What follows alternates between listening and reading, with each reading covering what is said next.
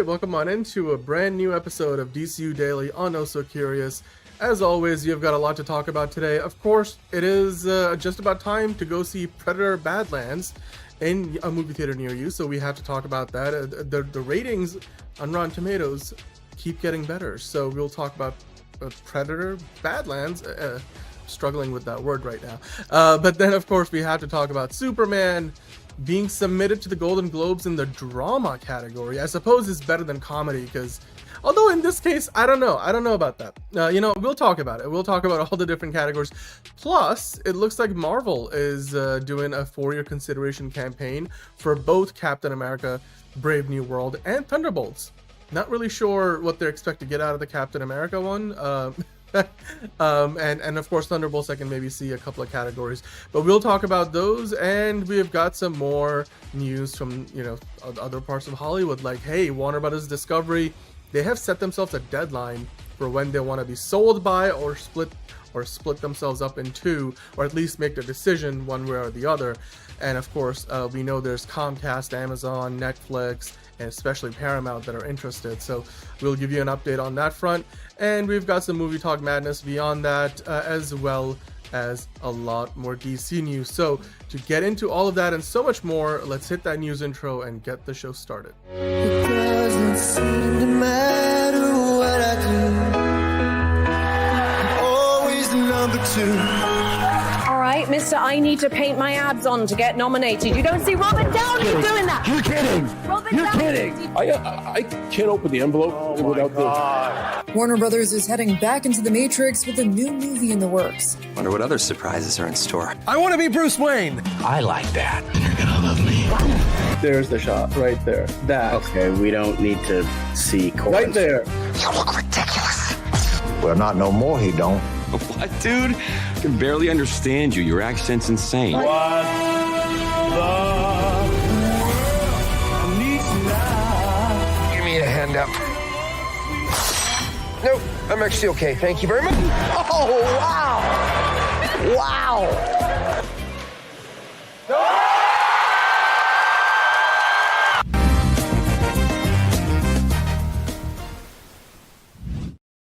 Right, okay. Well, you know what? There's a lot more news than even what I mentioned, because we've got the quick hits. We'll talk about K-pop Demon Hunter 2, or Demon Hunters 2. We'll also be talking about, of course, Disney and YouTube TV still can't quite get along. V for Vendetta may be coming back to a theater near you. And of course, The Running Man is also coming to a theater near you. So we'll get into that. We actually have some concept art now of Sydney Sweeney as Power Girl. You know what? It did not disappoint. But to get into all of that and so much more, with me, as always, I've got John. How are you doing today? Pretty good. Very tired, but that's par for the course. It's called being an adult. So, of course I'm tired. But I did try to go see Predator Badlands today. But 20th Century Studios fucked up. So I didn't get to see that, but I did see Back to the Future once again today. So I was not too bad, but I have now seen Back to the Future twice in a theater. So that's pretty cool. But yeah, outside of that, I've had an okay day, but I was kind of hoping for Predator Badlands, but I saw my second favorite movie of all time. So I'm not too upset, but it's just, I find one thing really funny. You know how you constantly have your push notifications for your emails? You just get constant bullshit that you don't fucking care about. Like, oh, I get some from Audible. I get some from LinkedIn. I get something from YouTube, from Facebook. Like, all this garbage I don't care about. Hey, Gmail, it would have been really nice to get the email that the fucking showing was canceled. Not like after I got to the theater, but like before. I got that email at 3 p.m. in the afternoon, never got the notification, and I only checked my email once the showing didn't show up in my AMC app. So Gmail, get your shit together. Stop sending me fucking emails, like sending me push notifications for Audible that I'm never gonna get, and maybe send me my push notification email for the thing that I'm scheduled to see is refunded, and so I have to schlep all the way to the goddamn theater to see it. I'm just saying, Gmail, get your shit together. You're like a $1 trillion company at this point. It's Come on, ridiculous. I don't get it. I'm sure they're working on it, John. Especially for you, of course. But hey, we got Caleb in the chat and we got Tony in the chat. I know there's more of you guys watching, so get in the live chat. Hit that like button while you're here. We've got lots to get into today. I did want to quickly shout out Tony because as we are, just about at midnight on the East Coast here, and Tony, I believe, is on the East Coast. He's in Canada, but he is still, I believe, in the same time zone as us. So it's his birthday, November 6th, and we are about to turn the clock from the 5th to the 6th. So happy early birthday to Tony. Hope you are going to have an amazing, amazing day. And I'm glad that you were able to join us for the first little bit of your birthday. So yeah, it's going to be fun. And we got lots to get into. Hunter's in the chat saying, did you see the Snyder Bros response to the Film Junkie? I did not. But thank you for bringing that to my attention. I will get into that and see if we can bring that into the show tomorrow. I'm sure the Snyder Bros were going hard and doing their best to. I'm sure they were instigate. hard. I'm sure they were very hard, Dan. So hard. Tony's actually, by the way, Tony. Snyder. I'm sure they were. Tony, by the way, is actually 1 hour ahead of us. I think you're in Nova Scotia, right? So yeah, they do have an hour difference in time from there to where Okay, we I are wasn't right sure now. if like they did they didn't do daylight savings time, so like Yeah, well, technically if not then it would be tomorrow, but it's daylight savings right. time. Well, no, it is tomorrow for Tony. 12:54 a.m. He's an hour ahead. So happy birthday to Tony. Now, of course, we have a lot of news to get into today. I mentioned that we've got Movie Talk Madness coming up, some MCU Weekly, but before we get into any of those things, we have got another update from the saga that is the Warner Brothers Discovery sale or split or merger acquisition, whatever you want to call it. Basically, the big report today, it's coming to us from Seeking Alpha, which is it's sourcing it from a CNBC article, I believe, which was the source of the news. And they're talking about how, as you can see that in the headline, Warner Brothers Discovery have set a Christmas deadline to make a decision on whether they're going to sell or they're going to continue with the plan to split up into two companies next year.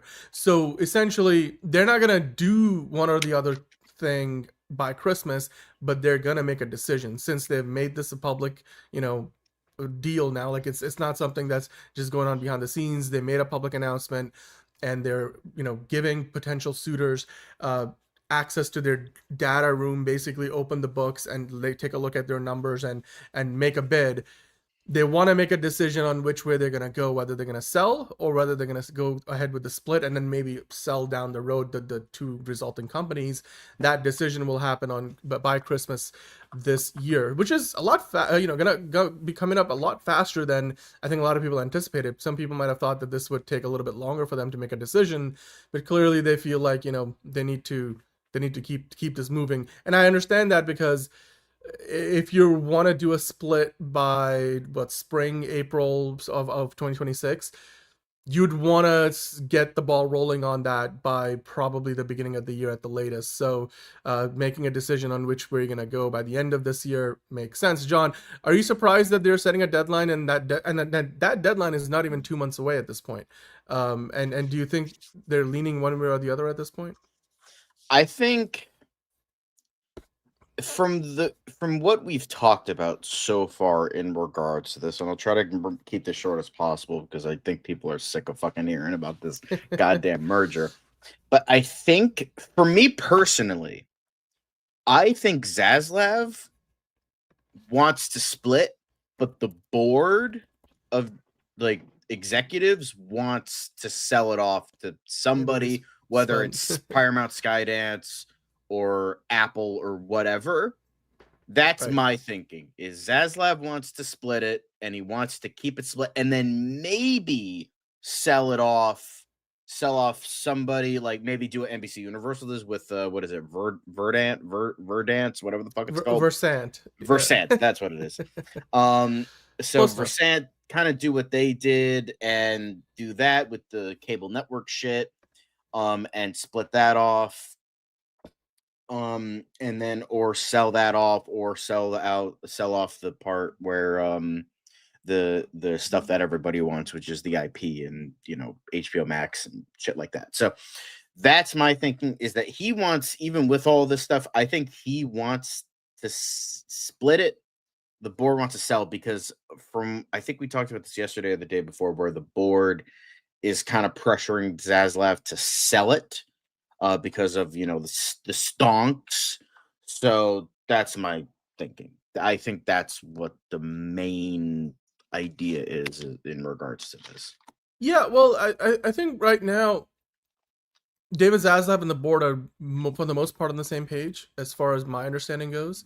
But having said that, obviously David Zaslav has always wanted a bidding war, and I think the clearest path for him to get that is to go through with the split, because then you end up in a situation where the Discovery Global part of the company, which will be valued significantly less, especially because a lot of the debt will go with that part of the company. I was just going to say that. Of That's almost why $35 million. I was going to say that because I was going to address Caleb's comment with that, because that will, I mean, in like a, not like in a very technical sort of way, it's like that will get him money because he is essentially cutting out, like, I don't know if it's like 90% of the debt, but it's most of the debt and he's not really gaining money from that, but he is cutting out the biggest thing that's impeding WB right now is the mass amount of debt when it comes to the cable network shit and like Discovery and all that. So yeah.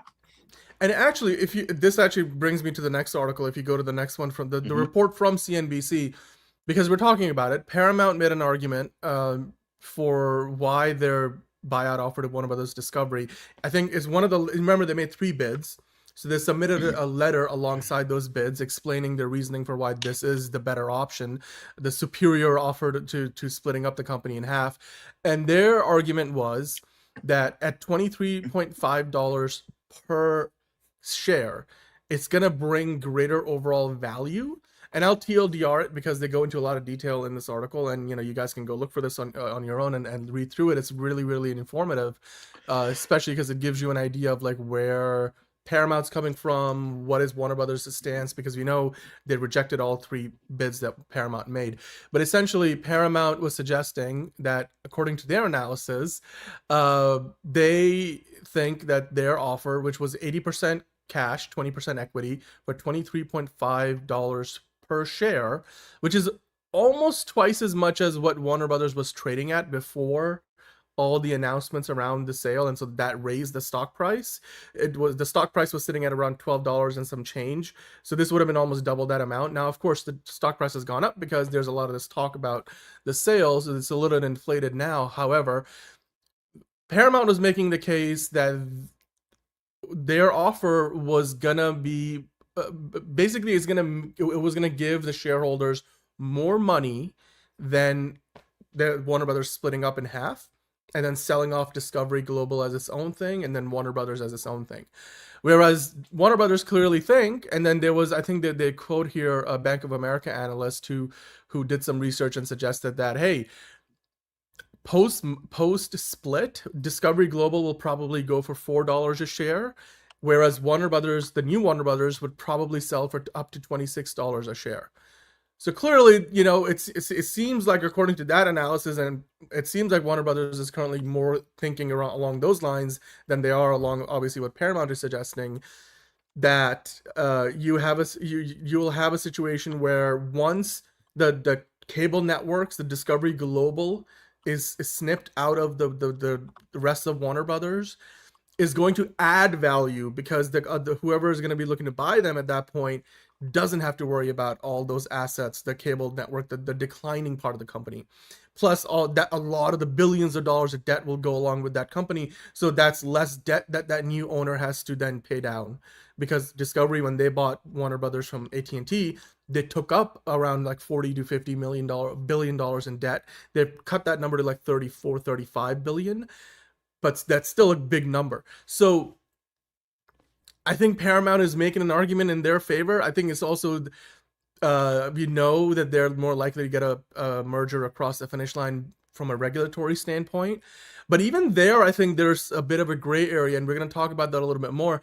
But yeah, it's interesting to see that Paramount is clearly right now looking at the situation as, we want the whole thing. We're willing to up the offer. They've done it, already 3 times. They've submitted 3 offers. The one key thing in this article, John, that really struck me was since Warner Brothers announced this as a public thing, like they're up for sale or to split themselves in half, they're basically making potential bidders sign NDAs, and as part of an NDA, basically the bidder there'll be a clause in the NDA that would force them to not go directly to the shareholders with an offer, meaning like to attempt basically a hostile takeover. Whereas right now, like if Paramount were to do a friendly takeover, it would mean that they would go through the board and they would submit an offer, the board would accept it, and then the shareholders vote on it and it's approved, and then you get the regulatory stuff done. However, if you do a hostile takeover, you basically go over the head of the board and the CEO and everything, and you go directly to the shareholders and tell them, look, we're willing to buy you out for this amount of money per share that you own. And at that point, if the shareholders say yes and a majority vote, then that's it. The company is sold. And so, at that point, the board is completely out of the picture. However, that NDA, if Paramount were to have signed that NDA, they wouldn't be able to do that hostile takeover maneuver. So now the caveat there is if you sign the NDA, then you get access to Warner Brothers data room and all the numbers, like the actual financials of Warner Brothers. So if you're a bidder, you want that because then you can make a more accurate bid that feels fair and is based on actual data rather than assumptions that you're making based on data that is available to you, which is probably not as much as if they gave you access to their actual, data room. So Paramount is like, we'll forego the whole data room thing. We'll work with what we've got. We've got a pretty good idea what this company is worth. And we're willing to do that just so that we can keep the option of a hostile takeover in our back pocket, which basically means Warner Brothers Discovery could, by Christmas, decide that they want to split the company in half next year and then sell it for parts or in 2 parts. And Paramount could be like, oh yeah, okay. Well, how about this? We're gonna go directly to the shareholders right over the board's heads, and then try to just up the bid and see if we can just convince them and do a hostile takeover instead. So Paramount is clearly looking to get more aggressive here. So we'll see if that actually works out or not. But hey, you know what? We'll keep an eye on this situation. I feel like at a certain point, David Ellison is just going to appear over David Zaslav's bed with an axe and be like, "Take my offer." I'm your also fan. like his father, Larry Ellison's got billions of dollars to spare. So like if there's any company in this fight that has the money to throw at this transaction, Skydance clearly does. So. But all that said, John, there's a few other nuances to this whole situation. So let's go to the next article, and I did want to cover a few other elements because there has been some pushback around the idea of this merger being another Hollywood merger. So of course, yesterday was election night. The Democrats won big in California. That means there are a lot of the big, statewide, state legislative as well as administrative positions. So the California DOJ has now said that the Warner Brothers Discovery sale is just, basically more Hollywood consolidation or any form of that, including the Warner Brothers Discovery sale to, let's say, Paramount to Skydance. It does not serve the economy or the consumers, saying we are committed to protecting consumers in California's economy from consolidation. We find unlawful. So you already know, John, we talked about this. The WGA has spoken out about it. We were talking about the other day, like some executives who wanted to be unnamed, who work in distribution, basically, for one of the movie theater businesses, potentially like an AMC or Regal. They were talking about how there's just no way that, despite what David Ellison might be saying, that a post Skydance, Paramount, Warner Brothers merged company would put out the same amount of movies as a Warner Brothers on its own would have. So you've got a situation where, the theater owners don't like this, the WGA doesn't like it because fewer jobs for the union members.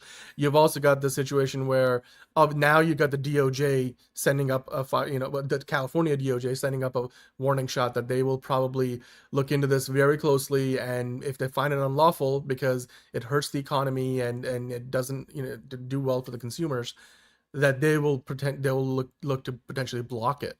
Not only that, John, if you keep going here, we have another article talking about more resistance building up, because remember we talked about the whole Jimmy Kimmel situation when that came up. It was and we were talking about how Nexstar and Tegna were trying to merge, and the combined company would own more than 30% of the local TV stations in the United States, and that goes against an antitrust law.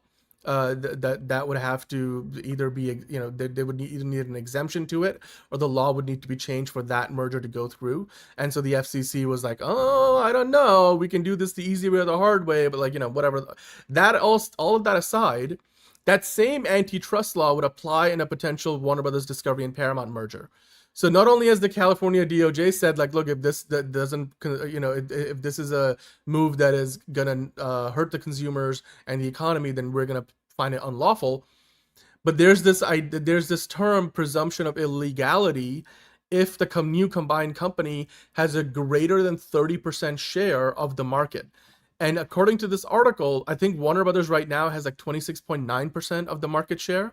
Now, these numbers are based on, like, you know, annual box office sales and stuff. So these numbers fluctuate. So that share, the percentage share number will go up and down. And then Paramount Skydance currently, their number, I believe, is like 6.4, 6.5, somewhere in that nature, in that range. So let's just say 26, 27 plus 6 and some change. You're clearly looking at like a 33% total number, more or less, post merger. That is about 3% over the 30% limit that the antitrust law says, okay, if the resulting company has a greater than 30% market share, then this is something that we cannot allow. So that's another thing that would have to be in play here. Of course, we know if you know, the current the administration wants to see this happen, they could potentially do a waiver, they could potentially apply an exemption, they can change the law. But as of right now, that's another hurdle in the way of this deal. So that's another reason where I think, like, Paramount, just straight up Paramount Skydance merging into Warner Brothers Discovery might cause a few issues. And then if you go to the last article here, there's another nuance to it, because the last time 20th Century, well, the last big Hollywood merger that happened was Disney buying 20th Century Fox. And according to some insiders in this report here, it seemed like at the time, a lot of them were sort of afraid of Disney, in a manner of speaking, because back in 2018, 2019, John, if you remember, Disney basically was the king of the box office. Yeah. You're talking about Black Panther, Avengers Infinity War, Avengers Endgame, the Star Wars trilogy. Like, Disney was known, still is known, for bullying literally theater chains into giving them a better deal. I remember I worked for like a few weeks at an IMAX theater. It doesn't exist anymore because it was at the Maritime Aquarium in Norwalk, Connecticut.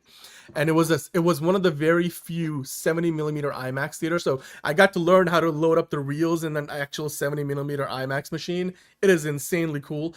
But you know, it was a theater that was part of an aquarium, but they wanted to play the Star Wars The Last Jedi, and Disney's deal was, they were like, look, the only way we're gonna let you play this is if you literally play it every day of the week, several times a day, and then give it at least a couple of screenings during the weekends. And outside of that, you can play whatever 40-50 minute long documentary film, you know, or set of documentary films you want to play for the aquarium going people. And they had all the pull, all the leverage. And that's not just that one particular 70mm IMAX theater at the time. Even the bigger chains couldn't really say no to Disney, because if you say no to Disney, you're literally losing out on hundreds of millions of dollars, if not billions of dollars of revenue, because of the movies they were bringing out. And I mean, not to mention all the Pixar stuff, all the animated Disney stuff, the live action remakes, in addition to the Marvel and Star Wars fare. So now today, Disney doesn't quite hold as much sway, because we've clearly seen Star Wars is missing in action, has been for a while. Marvel isn't what it used to be. And even some of their other like live action remakes, like Snow White, isn't hitting. And not every animated movie, especially not every Pixar movie, hits the way it used to. The pandemic happened, things have changed. But basically at the time, studios were like, there's no way. I mean, not studios, but like theaters were like, there's no way, because Disney said before the acquisition that they were not going to reduce the number of movies that 20th Century Studios will used to put out pre-acquisition. And yet after the merger, they did eventually reduce the number of movies, because like I mentioned the other day, 20th Century Studios today does not put out as many movies as when it was 20th Century Fox. And so on average, there's been a drop off with now that it's part of Disney. And theater owners were just too afraid of Disney at the time because of the sway they had to point that out and really fight the hard fight. But today, I feel like having gone through that experience, in addition to having seen that, what happened post merger with 20th Century Fox and Disney, and the fact that Warner Bros. I mean, none of the studios hold that level of sway today. I have a feeling that that's another, party or set of parties that is probably going to rail against this merger. So, John, with all of that said, between the California DOJ, between the whole presumption of illegality, the idea of there's an antitrust law literally where the math currently doesn't math because it's going to go above the threshold where it would count as more of like a monopoly. And the experience that all the industry insiders have had, including especially theaters, with 20th Century Fox being acquired by Disney, plus the WGA and everybody else we have talked about before. Do you think this merger or this potential sale of Warner Brothers, whether it goes to Comcast, Netflix, especially Paramount, Skydance, would this be good? And then B, would it even be possible, considering it just seems like there's more and more parties coming out every day saying this is not good for business. This is just not good for Hollywood in general. I don't know. The thing is, it's just something I don't know much about. The only thing I care about is the IP. That's the only thing I care about. Why are we all here? What's in the title of this video? What's in the title of every video we do now? It's DCU Daily. The only thing I care about is the DCU right now. I don't really care about, like Lord of the Rings and Harry Potter and all that shit. I'm just like, I just want DC to be okay. I want the DCU to be okay, even though I'm not a fan of every decision James Gunn has made. I want to see that follow through and not just be like sold off to whoever that isn't Paramount. And just be like, oh yeah, you're fired, we're gonna start it again. So it's just like, that's the only thing I care about. Like, I understand there's probably a dangerous precedent for this yet again with Paramount, with literally Skydance just buying Paramount, and then like 2 seconds later, oh hey, WB, that's a great company you have. I want it. So I'm sure it's, maybe there's some laws, maybe there isn't, I don't know, but I'm just like kind of it's just a little bit off-putting, a little bit strange, but I don't know everything even with all of this information, so I don't know. Just whatever. I just want whatever is best for the film industry as an art form, not necessarily as a business, but here we are. Well, it is called show business for a reason. So there are the two sides of it. But yeah, look, at the end of the day, right now, you could see there's a lot of resistance building around a potential sale or split of Warner Brothers Discovery, or being merged into another entity. It's going to be interesting to see what ultimately ends up happening, because I bet you with how aggressive Paramount is being with their bids, they're going to keep going at it. So yeah, it's just gonna be at this point a matter of weeks, I guess. Like 4, maybe 5 weeks, a little over 5 weeks before we find out what the decision is for Warner Brothers Discovery, because by Christmas they're gonna tell us whether they're gonna go with the split route or the sale route. So until then, you guys let us know in the comments. Where do you land on this situation? All the numbers, and all the folks that are against it so far, they seem to have a point. Like, fewer movies in theaters, fewer jobs for union members, and it could potentially create a monopolistic organization that has a bigger market share than what is allowed by antitrust laws in the U.S. And I'm sure that will also be a concern abroad, especially in Europe, which has even more scrutiny on all of these mergers. Is it a good idea for Warner Bros. To even go through with this? Are they better off just kind of sticking it out as they're currently are, or even after splitting up and just letting the TV channels, all the cable networks, go their own way, and then you have HBO Max, you have Warner Brothers Pictures, you have DC Studios and New Line Cinema, so you have all of these assets that still have quite a bit of value to them. So we'll have to wait and see, because Warner Brothers, like Caleb was saying, is certainly no stranger to mergers and acquisitions, and like Enterprising is saying, less competition is bad for the audience and the industry. I couldn't have said it any better. You guys let me know in the comments, what do you think about this, the state of Warner Brothers Discovery's upcoming sale or split. They have set a deadline for themselves for Christmas of this year. That's going to be coming up really quickly. So which direction are they going to go? And ultimately, is it even a good idea to go the route of potentially getting sold to Netflix or an Amazon or a Comcast or a Paramount Skydance? Let us know in the comments what you think about that. In the meantime, John, I believe it's time for Movie Talk Madness. So let's dive into that, shall we? Now, something that I know you are excited to talk about. So Predator Badlands breaks Rotten Tomatoes record for theatrically released Predator movies. John, tell us what that's all about. So apparently for, Predator films, so for this film, the score is fluctuating. Um, you know, um, it's fluctuating, but for the most part, it is now the best reviewed theatrically released Predator movie since Prey and Predator Killer of Killers premiered on Hulu. The last time we got a Predator movie was The Predator, which was not very good. And The last before theatrically that, released one. theatrically released one, that's what I meant.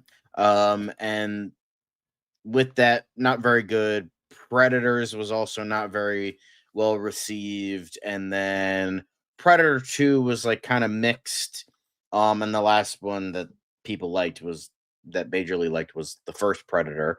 And that has a pretty low score on Rotten Tomatoes because that was more of an audience thing rather than a critic thing. So, it's definitely awesome to see, and it is certified fresh. So it goes to show that unlike the Alien franchise, which seems to be like fluctuating with its either have something like really, really good like Alien Earth, but then something nostalgia baity like Alien Romulus. So it's kind of fluctuating between major things. I think Predator seems to be, for the most part, very positive. Like outside of the Predator, and depending on who you ask, Predators.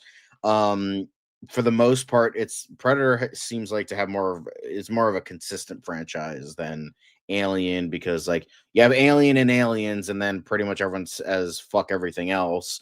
Well, this is like a Predator, you have Predator 2, you ignoring the Alien versus Predators, which was like an intriguing way of like doing things, even though it wasn't the best. Then you have The Predator, which was a failed experiment. Then on top of the fact you had Prey, which started something really interesting. And then you did Killer of Killers, which essentially doubled down on such a great idea. And now they're doing something very different. It feels like they're like that the Predator franchise is just constantly experimenting with itself. It's like, okay, you have like this movie where a bunch of super masculine dudes go into the jungle and become emasculated, so they have to like think of something different and try to beat this thing, not in the way they know, but the way that they learn over the course of the movie. Then Predator 2, boom, you take that into an urban environment. And then you have the Alien versus Predator movies, which are crossover movies. Then you have Predators, which is like, okay, cool. We're taking humans to their planet. Okay, awesome. Then you have The Predator, which tried to do something a little bit of everything, kind of keep everyone happy. Didn't work. And then you had Prey, which, boom, you take it back to Native American times. Cool, awesome. Then you did Killer of Killers, which is like different. It's an animated movie. It's taking place in different times and versus different predators. And now the protagonist is a predator, and they're trying to find their prey to conquer, to prove himself. And it just feels like the Predator franchise is just trying new ways to constantly remain fresh with the audience, while Alien, I feel like, has been struggling to find an audience since Aliens. So, yeah, I think Predator Badlands is setting up for. I know people are going to automatically hate it because it's being Disney-fied and blah blah blah. I don't think so, but I think that this shows a good thing with this franchise, and I think Predator fans, at the very least, in these past couple of years, have been eating very, very well, especially after how bad Shane Black handled the franchise. So, you know, I'm happy for this, and I can't wait to see it. Well, John, it looks like, speaking of the original Predator, we might have Arnie returning to the franchise after all. There's a report out there. I mean, actually, the director of the movie said that they've spoken to Arnold Schwarzenegger for potentially coming back to the franchise. What do you what are your thoughts on Arnie maybe coming back to the world of the Predators? If he has a point, then sure, because I know there's the deleted alternate ending of Killer of Killers where they kidnap Dutch in addition to kidnapping the girl from Prey, Amber Midthunder. I forget the character's name. So it seems like that they do eventually kidnap the people that defeat their predators and then do whatever they want with them. So yeah, it could be cool. Just bring him back in like a animated role in another animated movie. Don't bring him back like as himself in a live action movie. That just wouldn't work. So no. But yeah, I think this could be cool. I think this could be definitely cool. Just you know, they're just saying like, oh, it would be great to bring him back, but I just make sure it's animated. Just lend him the voice. Get himself, get an Arnie impersonator. Just don't bring him back into live action, because it's just like an old fart with no muscles trying to fight a predator. It's like, I don't want to see that. We saw that with Indiana Jones. We saw that with like half the Star Wars cast. It's just like, I don't want to see that. Like, it's just, just be sad, you know? But you don't think that they could de-age him to look like an 18-year-old, like Sly seems to think that they could? Yeah, but then you could still break a hip. Like, you know, it doesn't hide your body. Like, it hides like your face and like, oh, it makes you look this way, but you're still like 80 years old and you still can't do these things. I was being facetious, but anyway, I mean, look, I would love to see Dutch back in the franchise, and like you said, maybe in an animated form, so you get the voice of Arnold Schwarzenegger, which still would make for quite the return, and then definitely a lot of nostalgia bait for the fans that would love to see that character be back. So, yeah. Nobody keeps Arnie in the corner. Exactly, Tony. Exactly. Yeah.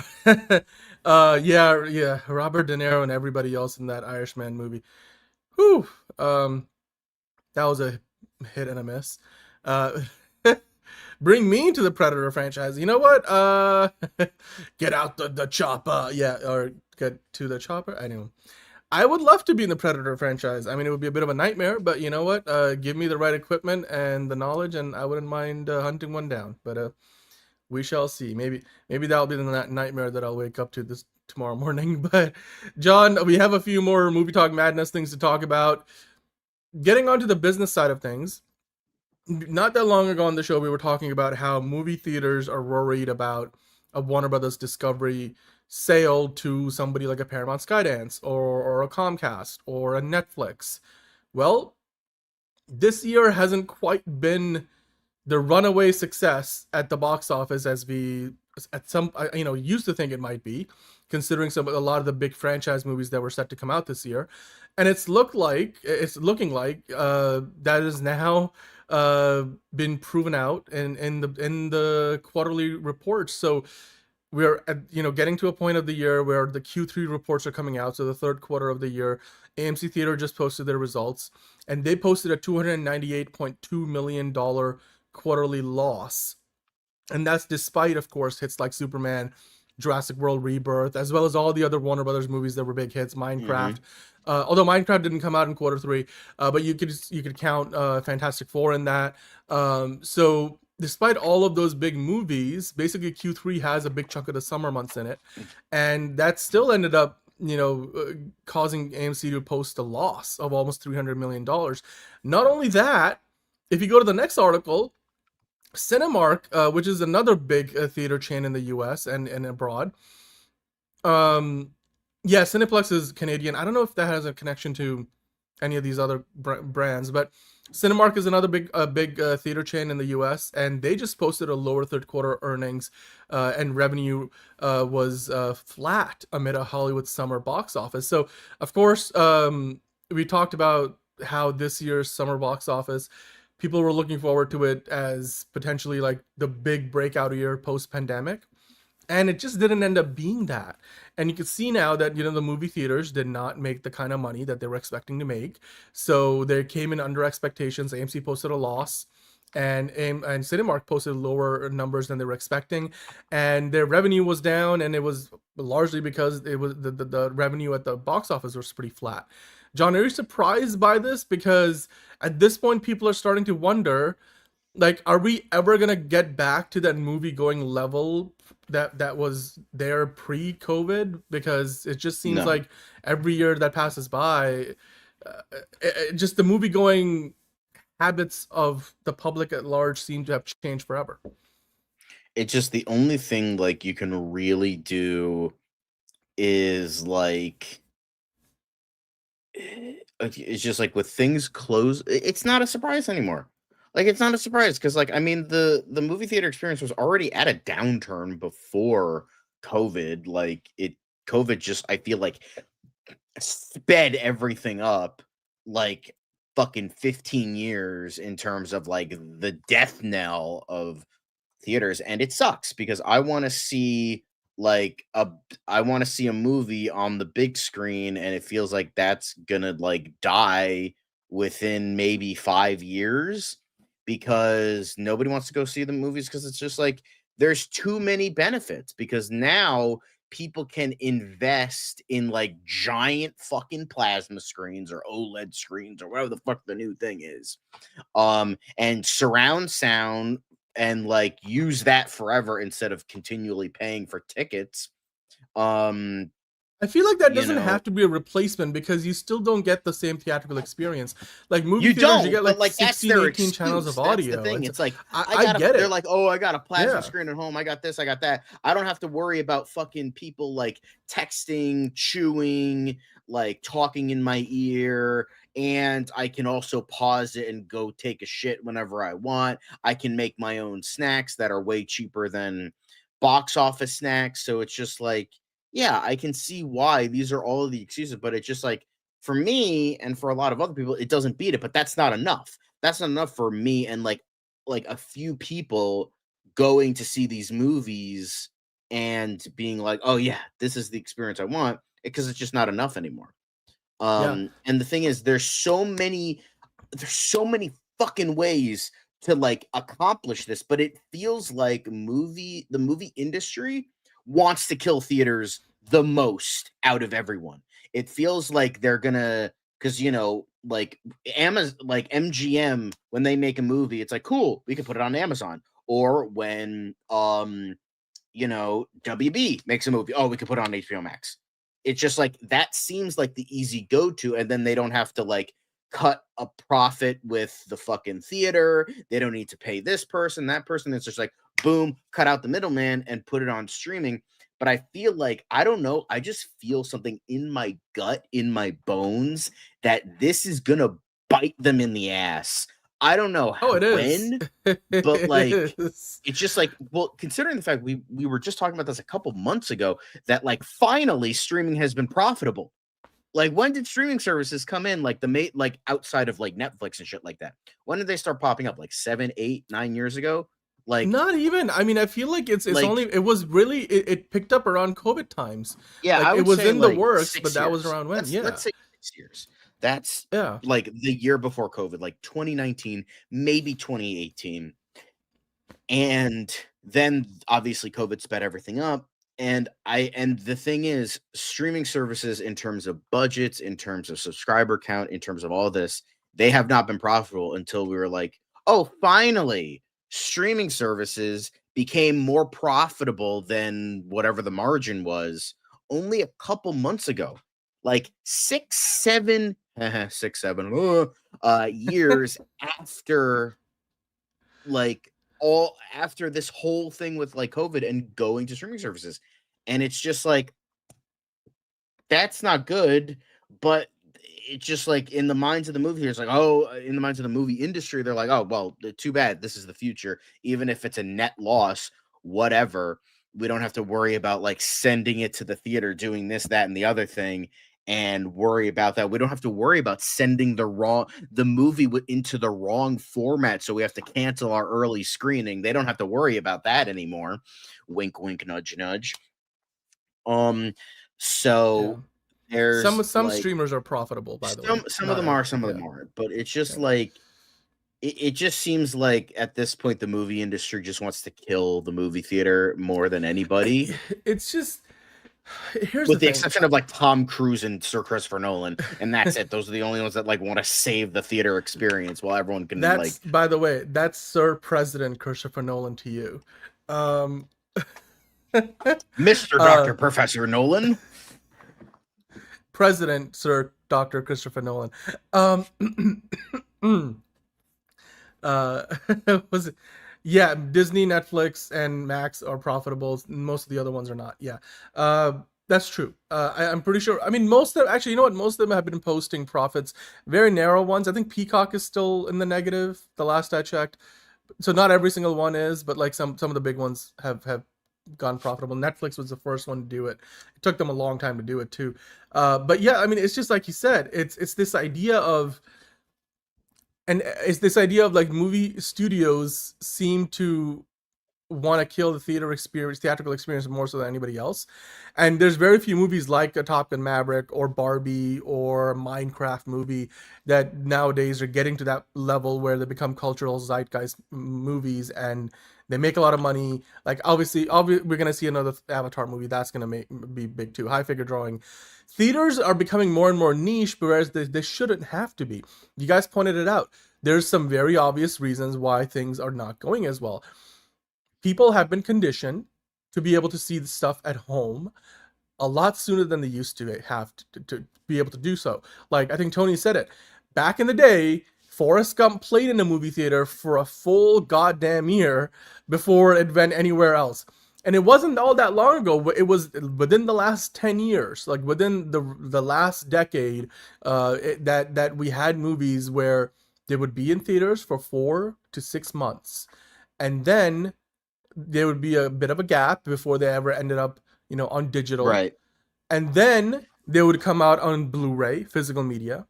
DVD, Blu-ray, and then they would be on streaming. So by the time you got something on streaming, by the time you got something to a TNT world premiere or whatever on your regular television networks, it's cable premiere, broadcast premiere, it would have been 18 months to 2 years since the movie came out. And that gave the movies all these ancillary revenue streams, like leading up to that. But I feel like at this point, people can do two options. One, stream it illegally. They could just pirate the fucking thing now, just see it like on a shitty cam in a movie theater, and boom, there we go. That I could just watch it that way. Or people are just going to constantly make the excuse, I can wait.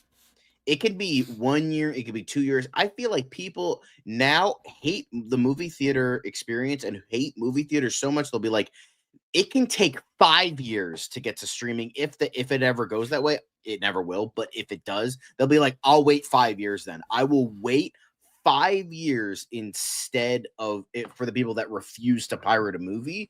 I refuse to go see it in a theater, and they'll just be like, there's a thing though. This is okay. I'm gonna say something that might sound a little controversial, but hear me out. I think we have gone to a point now, and clearly this is a multi-pronged problem. We're not going to solve it in today's show, but I guess in the interest of time, I'm going to try to summarize. I wish that was the case, but I know exactly. But I just wanted to kind of suggest something. So technology has gone to a point where the movie watching experience at home, while still not what you get at the movie theater, but for the average moviegoer, the difference isn't all that much. Whereas people like you guys watching, a lot of you watching, John, myself, Liz doesn't even really watch movies at home. That's just on principle. We know the difference between what you get at a movie theater. Like we get 16, 18 channels of audio. Even on a Blu-ray, you don't get more than 7 channels of audio and 2 channels of for your bass, for the subwoofers and stuff.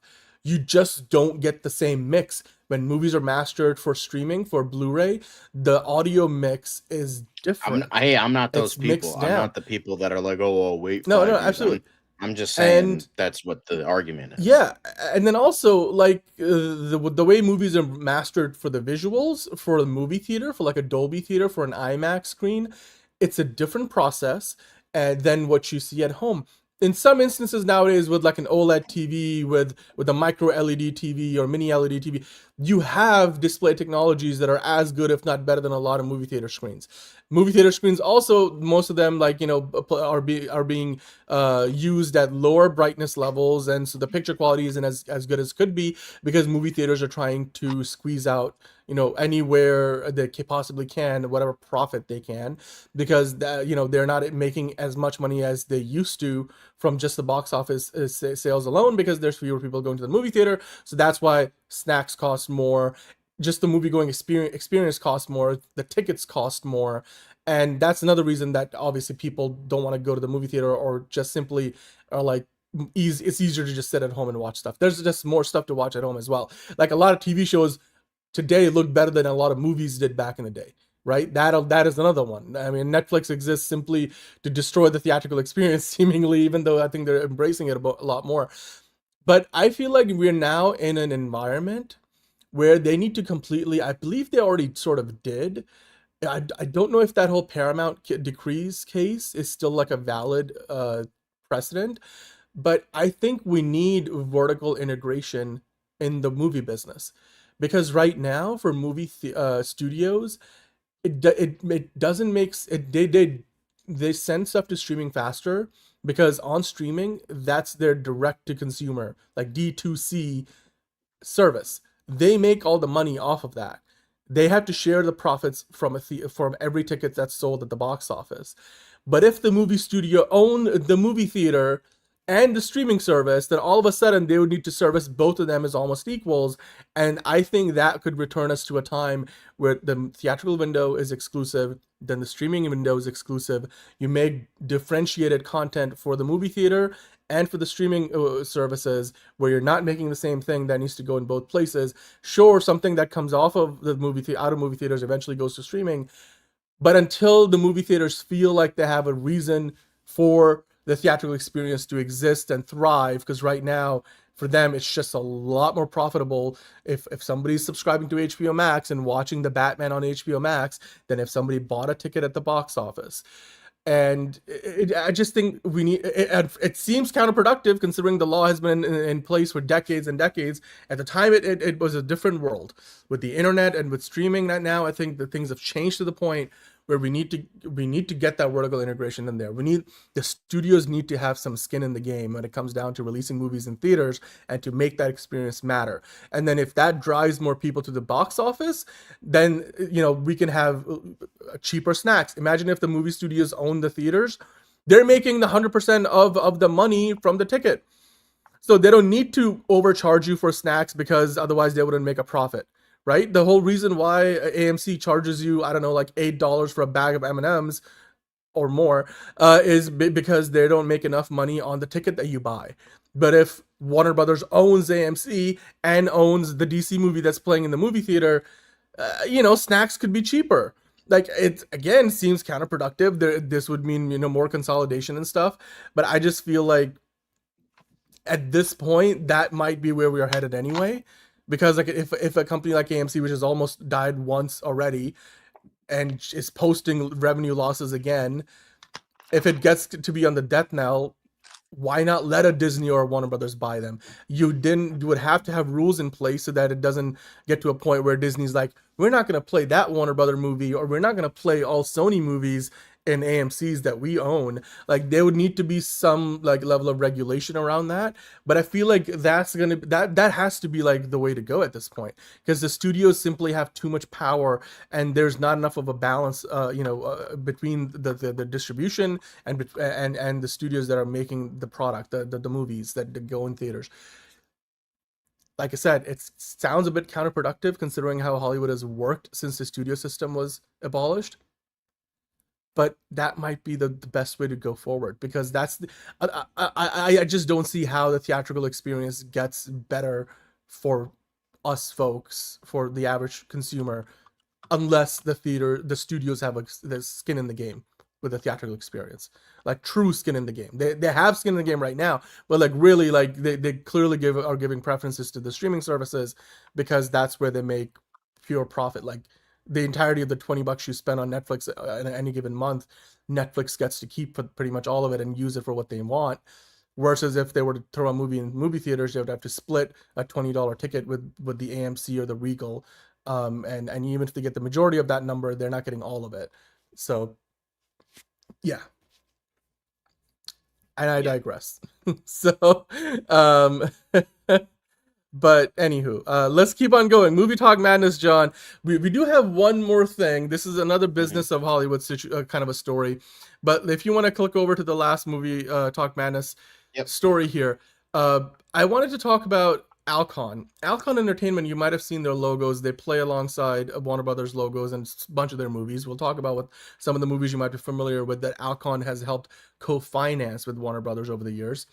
But and thank you for your drawing. I do appreciate that you are hearing what I'm throwing down.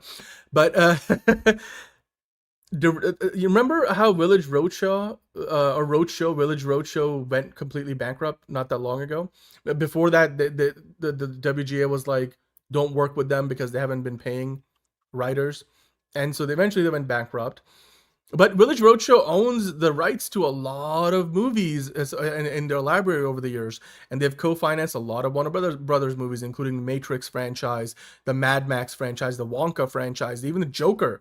They went in and put a lot of money into the first Joker movie as well. So all of those movies now in bankruptcy court were like, who's going to acquire this library, this IP, and the rights to help co-finance and, participate in the profits on all these IP. Well, Alcon, who already works with Warner Brothers, Blade Runner 2049, they've got a bunch of other movies in their stable. They went in and they spent $417.5 million and acquired the rights to those. So now a lot of those movies, like Wonka's getting a sequel, I'm pretty sure. If they make another Mad Max movie, if they make another Matrix movie or a reboot, instead of Village Roadshow co-financing, is going to be Alcon. John, what do you think this means ultimately? I mean, obviously Warner Brothers still owns a lot of the IP proper, but now the derivative rights are also sitting with Alcon, which means that Alcon has a big part to play in like new original ideas emerging from some of these franchises, like the Matrix franchise. Like if they were to do a new Matrix movie, Alcon gets to say this is going to happen. Also, it takes some of those rights out of limbo, because for a company that went into bankruptcy, I mean, somebody else could have come in and said, we want some of these rights, and all of a sudden, they would have to work with Warner Brothers, and if they don't get along, then like something like a Matrix might stay dead for the foreseeable future, or like the Wonka movies, we might not be getting many more of. But now it looks like Alcon, they went in and gotten a pretty good deal, $417.5 million for some of those franchises I just mentioned. That could end up being so Joker 3 is still on the table, is what you're saying. I don't think they make amusement parks. No, I don't think Joker Folly Do is getting a sequel, but there is a Wonka sequel, I'm pretty sure, on the way eventually. And like I mentioned, which the was Matrix really is a big one too. I will say Wonka, surprisingly great. I was surprised with that. I mean, it was better than fucking Charlie and the Chocolate Factory. Obviously not as good as Willy Wonka and the Chocolate Factory, but just saying. I think Charlie and the Chocolate Factory is the best of those movies, but that's just me. Yeah, because I really want to see like frantic and weird Johnny Depp being frantic and weird. Sure. I don't think he was frantic and weird. I think it was completely the opposite of frantic and weird. I think Gene Wilder was frantic and weird. I have no idea what you're talking about, bro. Like Gene Wilder's Willy Wonka was exactly that. He was frantic and weird, and Johnny Depp played the opposite. No, he like fucking Johnny Depp was like chaos personified. Like Gene Wilder had like a wit and dry sarcasm about him. Like he was like maybe a little strange, but he was just like a man who has seen it all and just doesn't care anymore, which is partially probably why he's giving his factory to somebody. But it's just like he had this like, I mean, he was strange in the fucking like tunnel scene, but like we don't talk about that. But yeah, I just think yeah, I don't know. Just Johnny Depp was like Tim Burton was like, play him like a weird game show host. And I'm like, what the fuck are you talking about? And it's just like, I don't know. It was just like, it was stupid. It's all good. It's all good. Well, getting back to this story though, some of the movie franchises, like I mentioned, that Alcon gets as part of the deal. Mad Max Fury Road was one of the movies that Village Roadshow took part in. The Ocean's 11 series, which we know there's another movie coming in, that at least one, if not two. There's a prequel coming up with Ryan Gosling and Margot Robbie, and then there's a sequel with George Clooney and Brad Pitt and hopefully Julia Roberts and the rest of the original cast, or the actors that are still around. The Matrix trilogy, Joker, Ready Player One, the Sherlock Holmes franchise. We know there's probably going to be more in that world, and Wonka, of course. Which these movies, just by existing alone, still generate $50 million annually, and just distribution deals and stuff, like whether they are on cable network or being rented and bought and streamed, whichever streaming service they're on. So yeah, that this is a big one. So hopefully this means that a lot of these movie franchises will continue to live on, and obviously Warner Brothers has the right to still distribute all of these movies and co-finance them, but now they have a new home, and Alcon Entertainment is that home. Also, Alcon Entertainment, some of the other movies that they've got under their library, I mentioned earlier, Blade Runner 2049, The Blind Side, Christopher Nolan's Insomnia, Denis Villeneuve's Prisoners, and of course the recently rebooted Garfield franchise with Chris Pratt as the portly orange cat. So yeah, there's a lot of big ones, and now they're adding a lot more to it. So hopefully, I mean, if Alcon were to do one thing first, I want to see more Matrix stuff, but do it in a way that feels like it's updated for the here and the now. But that's movie madness for you guys. Let us know in the comments down below which of those stories were you most excited about, or found to be the most informative and engaging. I personally really have fun talking about how can we solve the crisis that is currently the movie going business, and can we keep theaters alive, can we bring them back, can we get back to the levels pre COVID, because that's what we all want to see. We want to see more billion-dollar movies. We want to see more movies make the kind of money that Avengers Endgame did, or the Dark Knight trilogy used to do, or a lot of other movies before COVID hit. And now it seems like movies just don't have the ability to make that kind of money anymore. And it just seems like institutional changes have created a lot of problems that hopefully more institutional changes will need to come in to solve. So with that, we're going to move into the MCU Weekly part of the show, John. I know we have a few Marvel stories to talk about today. Some fun ones, actually. So let's start out by getting into the first one, Vision Quest, of course.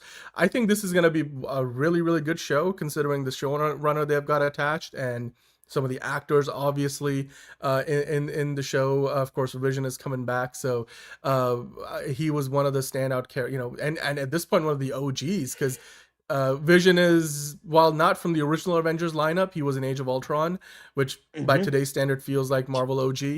No, but spoilers, a DC character. Get it right. I know. Well, basically, I'm going to spoil it for you guys. Apparently, Vision Quest will show us the first meeting between Wanda's kids, Speed and Wiccan. John, it looks like, according to multiple reports who attended the event, where they were talking about the show, it was confirmed that the two actors for playing the characters, they filmed one day together as brothers on the show. So we're finally gonna get to see the brothers cross paths, which, I mean, Tommy and Billy Maximoff, they weren't even real the last time we saw them, technically. I wonder how they're gonna all come to life and become real. I still don't know how it all fits together, because even with Agatha all along, it didn't seem to kind of make a whole lot of sense. Yeah, but John, like, magic's weird. weird. They could just like do whatever the fuck they want, and then it'll be okay. Fair enough. But does this make you more excited for Vision Quest or less excited for it? I'm intrigued with it. I don't know if I'll watch it, but like Terry Matalas has me intrigued at the very least because he made Picard good, so like he can work with garbage and somehow make gold. So, there's that, which has me intrigued, but like thing is I don't really care about Vision or Vision Quest. Like it's just like I'm with Caleb, like MCU has burned me so many times that I'm just like I kind of just don't really care about like the status of characters anymore. Like I'll watch Spider-Man. Spider-Man is my goat, is my boy. Of course I will watch Spider-Man movies. I was curious about Fantastic Four. I wanted to see James Gunn's ending for his Guardians trilogy, and maybe Daredevil if they can pick it up with season 2, since season 1 was so mixed. But I don't know. It's just like for the most part, I just don't really care. And Vision Quest is just like until I see a trailer, I'm just like, maybe, maybe not. Mostly, maybe not. But again, if a trailer like really fucking wows me, like, oh my god, this will actually be really fucking cool, then sure. But like everyone thought the Marvel Zombies trailer was the greatest thing ever, and look how that turned out. So, well, I'm excited to see where the show goes because Terry Matalas has not disappointed me in quite some time. So, whether we get to see Wiccan and Speed come together or not, it's gonna be a fun show, and I can't wait for Vision Quest. It's also like a part of, I guess, a trilogy of shows at this point between WandaVision and Agatha All Along, so it's gonna hopefully tie up a few loose ends. But John, speaking of tying up loose ends, Disney seems to think that Captain America: Brave New World and Thunderbolts might be worthy of a few awards, so they're mounting for your consideration campaigns for both movies. And if you go down a little bit in this article, we can go through some of the categories. Of course, the award season is not that far away, and the Golden Globes will be one of the first big ones on the horizon. So Marvel wants to have you consider Captain America: Brave New World for Best Picture, Best Director, Best Actor, Best Supporting Actors, 5 of them, Best Supporting Actress, 3 of them, and then I don't even know how Liv Tyler gets into that category. She was more of a cameo in the movie than anything. Damn, Best Adapted Screenplay, Malcolm Spellman gets it twice. Bam. Twice, damn. Bam, Okay. bam, bam, bam, damn. Best Film Editing, Best Makeup and Hairstyling, Best Original Score, Best Production Design. I mean, man, Best that Original production Score design was looking so good. That green screen looked really, really good, but that green screen looked Oscar worthy. Yeah, Best Sound, Best Production Design, Best Casting. Sarah Haley Finn, of course, legend in her own right for casting. Then Best Visual Effects, Best Cinematography, and Best Costume Design. And then we get to the Thunderbolts ones, and you got Best Picture again, Best Director, Actress, Supporting Actor, Supporting Actress, Best Adapted Screenplay, Makeup and Hairstyling, Original Score. By the way, one interesting point, Superman doesn't qualify for original score simply because of how many callbacks the movie had to the John Williams score. Exactly. That's what I was like thinking about. I'm like, I don't know how. So we'll talk about that later. But and I was like, I took that as a victory lap because I'm like, suck that, James Gunn, because Hans Zimmer still walks all over that shitty score in Superman this year. But anyway, Best Production Design, Best Sound, and obviously John Williams. I mean, you say it's a shitty score. Best Visual Effects. Most of it is Best John casting. Williams, who is a multiple but it's winner. But no. I said John Williams, but it's derivative of John Williams. It's not the OG John Williams. It doesn't have some of the best parts of it. But it still uses it as a leitmotif. Like that's like the whole fucking point. But like whatever. Anyway, Best Sound, Best Visual Effects, Best Casting, Best Cinematography, Best Film Editing, Costume Design, blah, blah, blah, blah, blah. John, the question would be, are they going to win or even be nominated in any of these categories for Thunderbolts and Captain America: Brave New World? And why is Disney spending money on this? Because I think they saw Superman do it, so like, okay, cool, we have to do it now. Brave New World ain't going to get fucking nominated for anything. And then Thunderbolts, I could see maybe like a couple things get nominated, like editing and this, that, and the other, like very like technical stuff, nothing major. So I think I can't see between the two movies, I could see one or two things getting nominated, like editing and production design, or like visual effects and score, but like whatever. Again, I haven't seen either of these movies, so I don't know how good or bad they are. But I just, from the scenes I've seen of both, like Thunderbolt seems like a pretty okay movie. I just like Brave New World just was like one of those movies that just like didn't fucking make any sense. And the reshoots fucked with it so badly that it's just like, yeah. Look, I can tell you that cinematography is not something that either of those movies deserve an award for. Stunt choreography, I really don't know if it stands out enough. Visual effects is probably the only area, and even then, I'm like, oh god, that monstrosity on screen. No, Caleb, you're wrong, and thank you for playing. And yeah, Tony, you're right. He didn't win an Oscar. John Williams didn't win an Oscar for Superman, but the music is more well known. Yeah, absolutely, it's iconic. Both the Hans Zimmer and John Williams are iconic. I think no, he didn't win for Close. Did he win for Close Encounters? I don't remember, but I know he won something. You know what? We could do a whole tier list of just John Williams iconic scores if we That'll wanted to be one like day. 7 fucking hours, bro. Like, really? God damn, that'll fucking kill us. Are you kidding me? Like, the man has like 977 scores. Well, no, I'm not saying every single one. I'm talking about like just the big ones. Maybe we can find like maybe the award-winning ones or something. I don't know. All of his scores are the fucking big ones. What do you mean? It's Caleb, I'm sure it was, but it wasn't better than Man of Steel. Okay, just we hear you and we appreciate you playing. Hi, John Wonder. Gunn WB are trash. Well, good for you, and we appreciate that you are taking part in the chat and your opinion is. Bro, you have like a fucking Gal Gadot. Is that Gal Gadot? That's Gal Gadot in his fucking image. It's like that looks like an AI version of it. Yeah, but look, I think visual effects is probably the one thing. Maybe for Thunderbolts, you might do sound design potentially. I know that visual effects, like for the Red Hulk, were really good. For the few scenes that wait, I just realized something. So, hang on. Why don't they do for your consideration campaigns for the best Marvel movie this year? Why are they doing it for Brave New World and not fucking Fantastic Four? Wait, I don't know. What?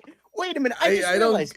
What the fuck? Fantastic Four shits all over Brave New World. Why aren't you doing that? Like, I'm not saying it deserves any nominations, but like, it makes more sense than Brave New World, which was a bomb in every facet of production, but yet Fantastic Four, which was beloved, that doesn't get a for you consideration.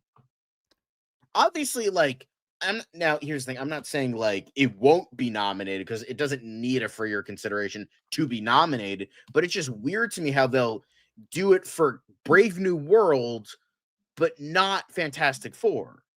Like, huh? Makes no sense. Makes no sense. Anyway, I just didn't realize. I'm like, oh yeah, Fantastic fucking Four. Like, what? Which, by the way, as of today, is streaming on Disney Plus, so you guys can go watch it there if you like. Yes, you guys can go watch that. So very nice. Let's keep on moving here because you got a couple more Marvel things to get into, John. Because just one more thing, and it's about the show that nobody cares about. I don't know what you're talking about, dude. I saw this clip, and Black Manta in the world of Marvel looks pretty damn hype. I can't wait for Wonder Man, and this teaser finally starts to give us a little more of an idea of the psyche, and even more of an idea of what the powers might be that our main character Simon Williams is hiding, because he has to sign this NDA or something before he goes and auditions for the role of Wonder Man in this this fictional movie within a TV show situation. And they're like, part of the signing this form is like you're telling us that you don't actually have any superpowers. And I mean, Wonder Man might have some superpower that might be like Professor X level, because you see like this glass of liquid where he's like getting angry and it starts to like bubble up or something. I'm like, that's interesting. So we know that the people have been hyping the shit out of the show. Like, this is going to be probably the best thing Marvel puts out in terms of a TV show in a long time. And the first trailer I loved. You know, Hawkgirl dropped that president of Bavaria, whatever this country was, so hard that he ended up in a different cinematic universe and is now like the Scorsese of that universe, or I don't know, Francis Ford Coppola or whatever. I know Bulgaria is a real country, so it wasn't that. Bavaria, whatever. James Gunn can correct that at some point. But anyway, John, Wonder Man, Yahya Abdul-Mateen.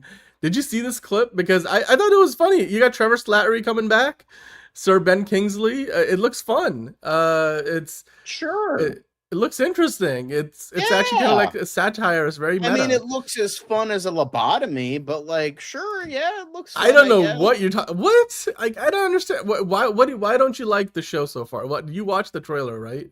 Yeah, I watched the trailer. Here's the thing. It has a really good idea. A really good concept. Exactly. You're using a superhero show to comment on superhero fatigue. Right. However, here's the thing, though.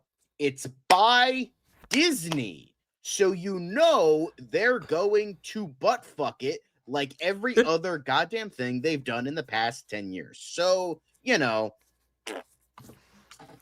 I mean, but like you wouldn't, I think based on the trailers, hasn't it earned at least, you know, a shot at, you just give it a shot, like give it a chance, like maybe watch the pilot and see if it's fun. Not really. No. Like, it just like, it's a really interesting idea. And I'm like, if somebody else was making this, it would be and like somebody like with an actual vision behind it, no pun intended, it would be so much better. But the fact it's Disney, I just have nope. No way. I'm on the opposite end of the spectrum. I feel like this could be really, really good. The trailers have only increased my anticipation and hype for this, so I can't wait to see what this turns into. By the way, especially because Yahya Abdul-Mateen, by the way, John Williams' Superman score lost to the film Midnight Express, which was scored by Giorgio Moroder. So, by the way, that's what won for the 1978 best music score. Well, all the white dudes on the Academy back then probably were coming in their pants voting for that movie. So that's no longer the case because we don't have as many white dudes in the Academy. But yeah, but it's still garbage. That's true. Garbage knows no race, ladies and gents. I mean, they still don't watch most of the movies they vote on, apparently. So yeah, so frankly, they can go choke dicks. Choke dick? Okay. Choke or choke on, anyway. No, they can just choke dicks. That feels like hurting somebody else instead of hurt. Anyway, I'm not gonna read too much into that because we have time. We have to move on. We don't have time to talk about that. We gotta get into the quickets, John. Let's get into the quicket, shall we? Let's keep the train rolling down the tracks. Of course, Helen Mirren is set to receive the 2026 Cecil B. DeMille Award. There you go.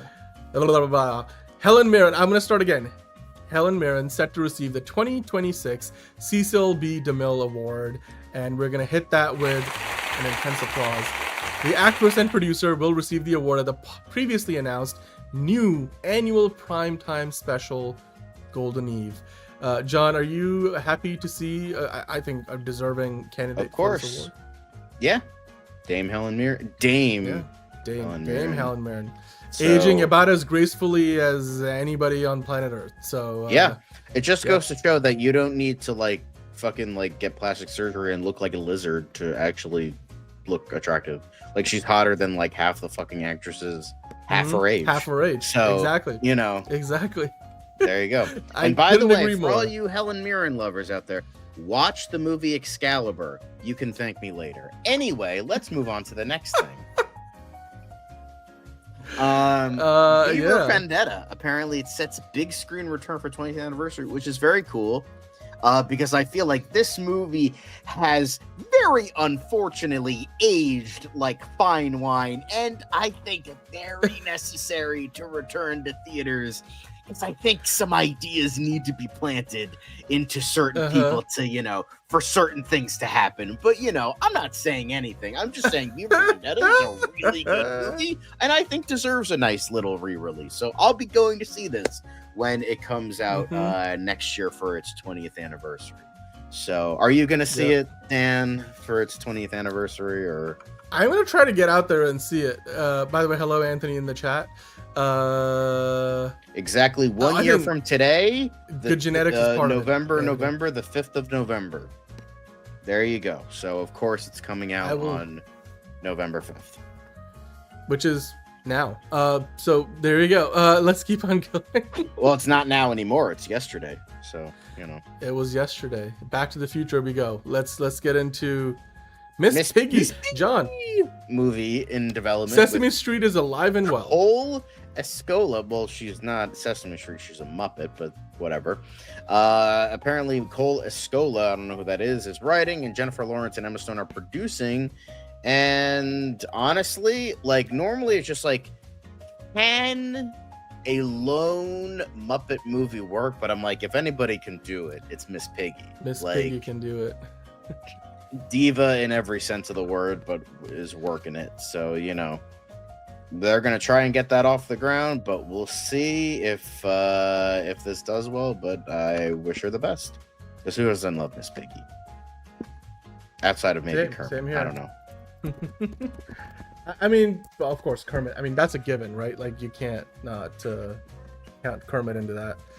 Let's keep on going. Anyway, but Courtney Cox, apparently to direct true crime thriller Evil Genius, starring Patricia Arquette and now controversial David Harbour. Apparently, it explores the true crime story of the infamous pizza bomber case that delves into the more deeply human story of deception, desperation, and the line between victim and villain. Ooh. And apparently it's got some names: Garrett Dillahunt, who is going to appear in the god-awful Lanterns show, and even Owen Teague as well as a bunch of other names I don't know. But could be interesting. I'm probably not going to watch it, but good luck. Yeah. I wish her good luck for her directorial endeavors. Yeah, good luck to Courtney Cox. Anyway, but probably the biggest news of the quick hits is the gigantic cultural phenomenon that has exploded the world in more ways than one. K-pop Demon Hunters is going to be getting a sequel. You got to wait a little bit longer for it, but hey, if quality, right? You got to make sure it's quality. So you got to wait a couple years times 2, because 4 years it is aiming for a release on Netflix. So, so all the weebs out there and all the teenage girls that love this movie, try not to blow your load and calm down, but a sequel is coming. So, I hope that's right. K-pop Demon Hunters too. But we'll see. So 2029, baby. All right, can't wait. Let's keep on going. Then next up, will be a Jimmy different Kimmel place. launches Big Beautiful Food Bank to help SNAP recipients impacted by government shutdown. But I might not like Jimmy Kimmel very much. It's but beautiful. It's so big. It's so beautiful. I don't like Jimmy Kimmel very much, but broken clock, all that shit. That's nice. So no, this is great because it's honestly this is indispensable. I feel like more people with dispensable income should and be willing to kind of help out, because we are in an unprecedented time right now.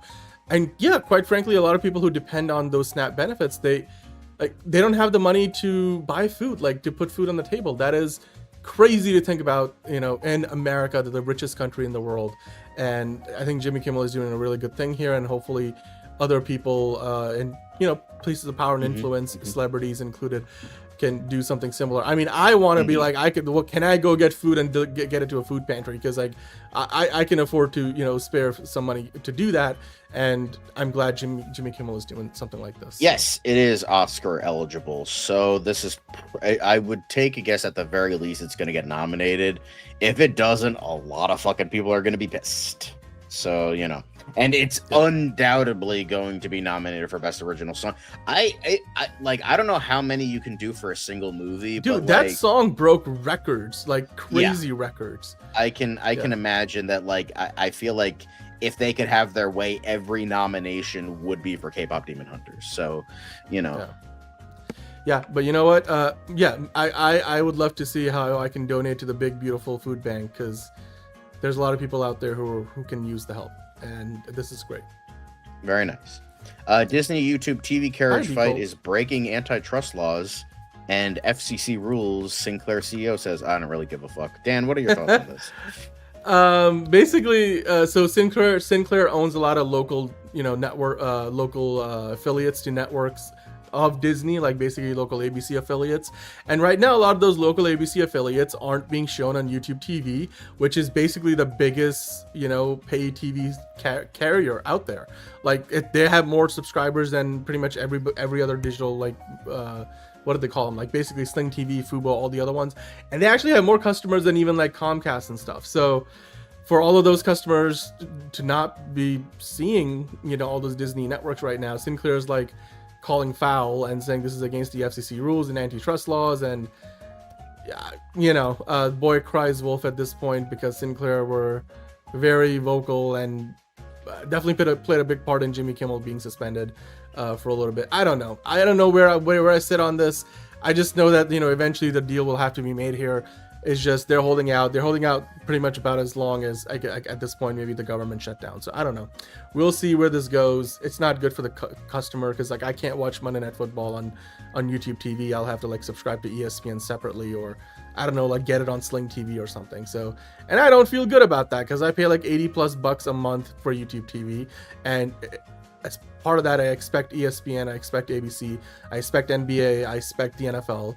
And I ain't getting it right now, so it's not cool. So, Anywho, NPA sends Meta cease and desist letter over using PG-13 to describe new teen Instagram settings. Meta Communications Director Andy Stone maintains the company never claimed Instagram content would be assessed by the NPA's rating board. The Motion Picture Association, or putting Zuckboy in his humble chair. Whatever think. The latter. I think this is right. This is good, because PG-13 isn't just the popular vernacular that is in the Oxford or Webster dictionary. It's a rating that is a part of a rating system that the MPA ratings board manages and has done so for decades at this point. So for Meta to go ahead and start using it without getting permission is basically kind of like when OpenAI, like the dumbasses that they are, launched Sora, purposefully allowing the app to create all this, copyrighted material like Superman and Pikachu and shit, before they realized like, oh no, we shouldn't be doing this. And then they were like, we're introducing guidelines to prevent that stuff, even though they could have done that on day one, and they chose not to because it was a publicity stunt and a very expensive one, but they don't give a shit because it keeps them in the conversation. Shame on you, Meta. You are just as bad, if not worse. So go fuck yourself. Anyway. Yeah, I do watch WWE, not as often, but yeah, I do. But apparently the New York Times tops 12 million subscribers for the first time. Digital ad revenue grew by 20%, while the company reported 2.4 million in costs connected to an OpenAI lawsuit.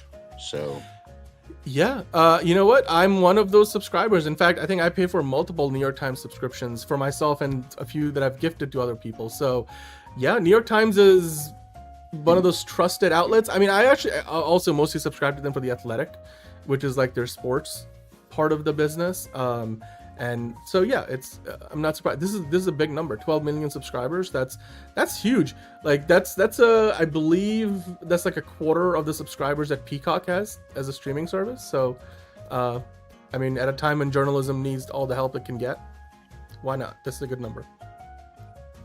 Sure. Yep. Paramount cuts another deal with TKO for streaming rights to Unleash the Beast PBR tour. Professional bull riding. the David Eliphas. Why are we talking about this? Who gives a fuck about fucking bull riding? I mean, so Paramount basically already has the UFC rights starting in 2026, January 2026. They've also got boxing rights, so anything that TKO promotes, I mean, they've already been promoting a few boxing matches. So all of that will be on Paramount. And now in addition to that, they'll get the professional bull riding tour as well, which is exactly what it sounds like. It's like a professional bull riding league that the TKO owns, since it was sold by Endeavor, which is used to be the parent company of TKO before it went private. So then they sold the company, they sold PBR to TKO, which Endeavor still technically owns, but now TKO, it's complicated. I'm kind of partial in this case because I technically work for TKO, but anyway, so PBR, UFC, and boxing all on Paramount Plus starting next year. So Paramount making a case for more sports rights. You know, it's popular. Cool. So yeah. Anywho, Cobra Kai star Jolomar Dueña cast in Netflix's One Piece season 3. Another actor was recently cast in the show, and they are going to play another character. Jolomar Dueña, meanwhile, on the other hand, is going to play Portgas de Ace, and it's going to go into production soon. And good for him. He's like, you know what? These DC motherfuckers keep taking too damn long with my Blue Beetle show, so I'm going to go to Netflix and be part of the anime thingy. So, yeah. I mean, this photo looks like it's a few years old, right? Like, he does not look this young anymore, right? Yeah, he's a little baby face in this one. He's got a little bit of a baby face there, but anyway, yeah. John, you're not a bull riding fan? No. Patrick is asking. No, I don't care. I'm sure that question had no alternate meanings. Anyway, let's keep on going. Anywho, Ariana Grande missing Wicked for good world premiere in Brazil due to flight issues. I'm so heartbroken, bro. Okay, cool, great. Sorry to hear that. I'm so heartbroken. Overcooked reality competition series based on video game and works at Netflix from May 24. Okay, cool. I don't know what the fuck this is. Great, awesome.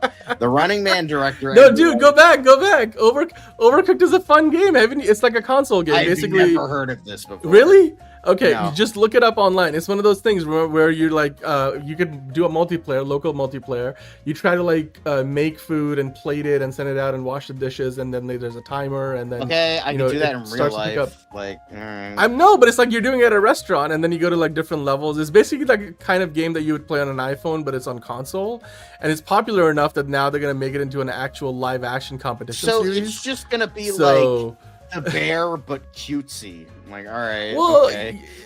In a way, it's kind of but I'm like, this is the kind of game, like just playing the video game could like bring couples, like it's a popular game for like couples to play. That's how I got into it, and so I'm sure some relationships will fall by the wayside from contestants. It's kind of like, you know how if you go in Survivor, like some couples might break up after that because they're just like start to realize how shitty each person, one of them might be or something. This might be one of those, things. So I mean, hey, good for Netflix and A24 getting in that. Like, I wouldn't expect A24 to be the one making this for Netflix, but there we go. Yep. Anyway, The Running Man director Edgar Wright reveals why he's still on a cape break after walking away from Ant-Man. So, he, like, people are talking about, how he was going to direct Ant-Man. And, well, he was talking about it. Like, no, that's what I'm saying. But people were like asking him, "You're not still losing sleep over that, are you?" He was saying that, and he said, "I didn't regret my decision to leave at all. I had started working on that film long before even Iron Man came out. I think he'd been working on it since, like, knee deep in the Cornetto trilogy, I believe. By the time it came around, they had established the brand, the continuity, and even a certain way of making a movie, so the chance to do something really different was going away. Several years afterwards, I'd get scripts saying, this is a revisionist superhero movie. And I think, aren't they all revisionist now? It would be more groundbreaking to make a straight up one. So no, 12 years later, I'm still on what I call a cape break. So we're probably not going to be getting anything, definitely nothing from Marvel, and it seems like nothing from DC either. So, I think there's a lot of things he can do, but, we'll just see how good The Running Man is, and he can, stay the course on his career. So, dude, I'm just like telling you right now, The Running Man could become its own franchise. Like, I'm sure Stephen King could use the money. But also, like, Edgar Wright, if he was to come back into the world of superheroes, Listen, like popular author of all time really is hankering for the money. no, I'm like, you know, if you're rich, you want more money. I mean, that's usually how it goes. But if Edgar Wright were to ever make another superhero movie, I would love for him to take on something eccentric, like a Plastic Man, maybe. And then just let him do his thing, like to let it be its own thing. Or like, I mean, think about another action franchise, like superhero, right? Some hero or character that is maybe not as well known, but lends itself to his style of directing, which is this fast-paced, irreverent action comedy. I think he would do a fantastic job, no matter what he does. But we'll have to see. Should they readapt the Kite Runner? I don't know. I mean, I don't know if there's really a particular need for anybody asking for that. So, yeah, Stephen King is rolling in. I know. But I'm saying he wouldn't refuse more money. Is all I'm saying. Like, so, yeah. But anyway, but that's it for the quick hits. No more quick hits. No more quick hits ever. This is the last quick hits. No, I'm just kidding. But that's false news. But tell us. Thanks for watching the news. Fake news. I meant to say. Let us know what you thought about the news and the quick hits. We'd love to hear from you. Of course. If you are watching, by the way, it does help us out a lot. I know you're in the live chat and we really appreciate it, but don't forget to leave some comments down below, because those comments and the likes on the video really help us, get in front of new eyeballs and help to expand the channel and put it in front of more people, and that helps us grow. And that's a big part of how we're able to keep doing this, and we appreciate you guys for helping us out with that. But don't forget to leave a few comments down below and hit that like button while you're at it. We're not done yet, not even close. We will be getting into DCU Daily next. So John, what are we from the start? Annoying? No, blessed. It's another project that's been blessed from the beginning. There's the shot right there. That. Okay, we don't need to see. Right there. Hey, buddy. Eyes up here. Now you want to get nuts? Let's get nuts. Here we go. Victory mine. Ask me how am I doing? I'm telling you, really, I'm doing sublime. I never wait in a stewardess line. I just go do it. I'm moving my time. Really had nothing to do with it. How am I moving? I'm moving like you want to shine. Follow my lead. Don't listen to lies. I had to put me all in the line. That's why I know that victory's mine. I prefer Jared Leto. Hunka hunka.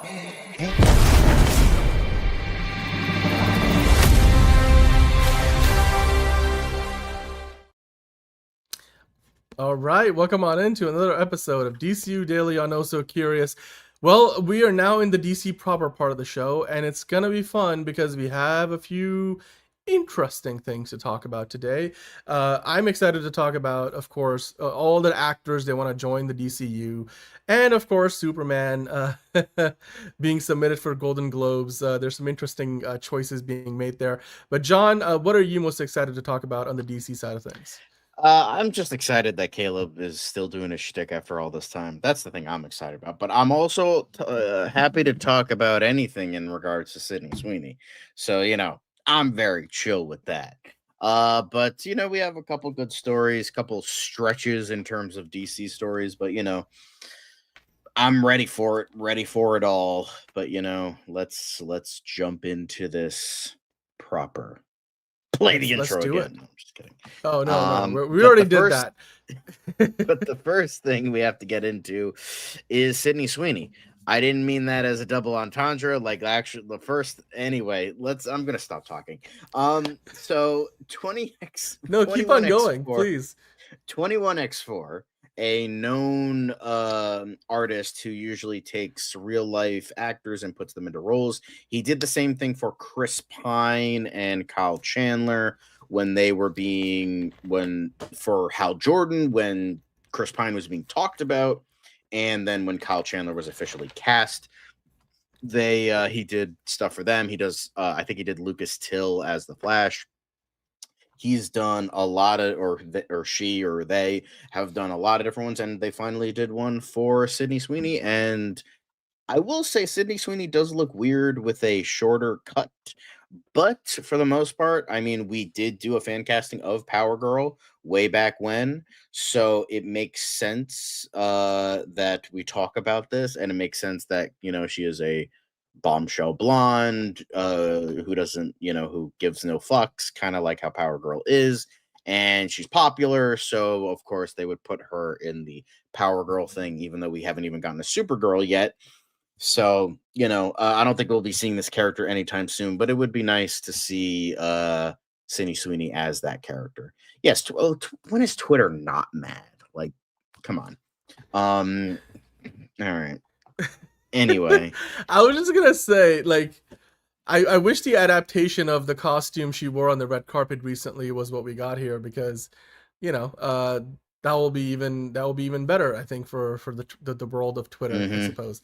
But hey, Power Girl, look, I'm sold. If they were to make a Power Girl movie, I suppose, like, I'm sure Sydney Sweeney, you could see that she's got the hair, she's got the physique, and she's got the look and the profile. So yeah, Power Girl up and away, I suppose.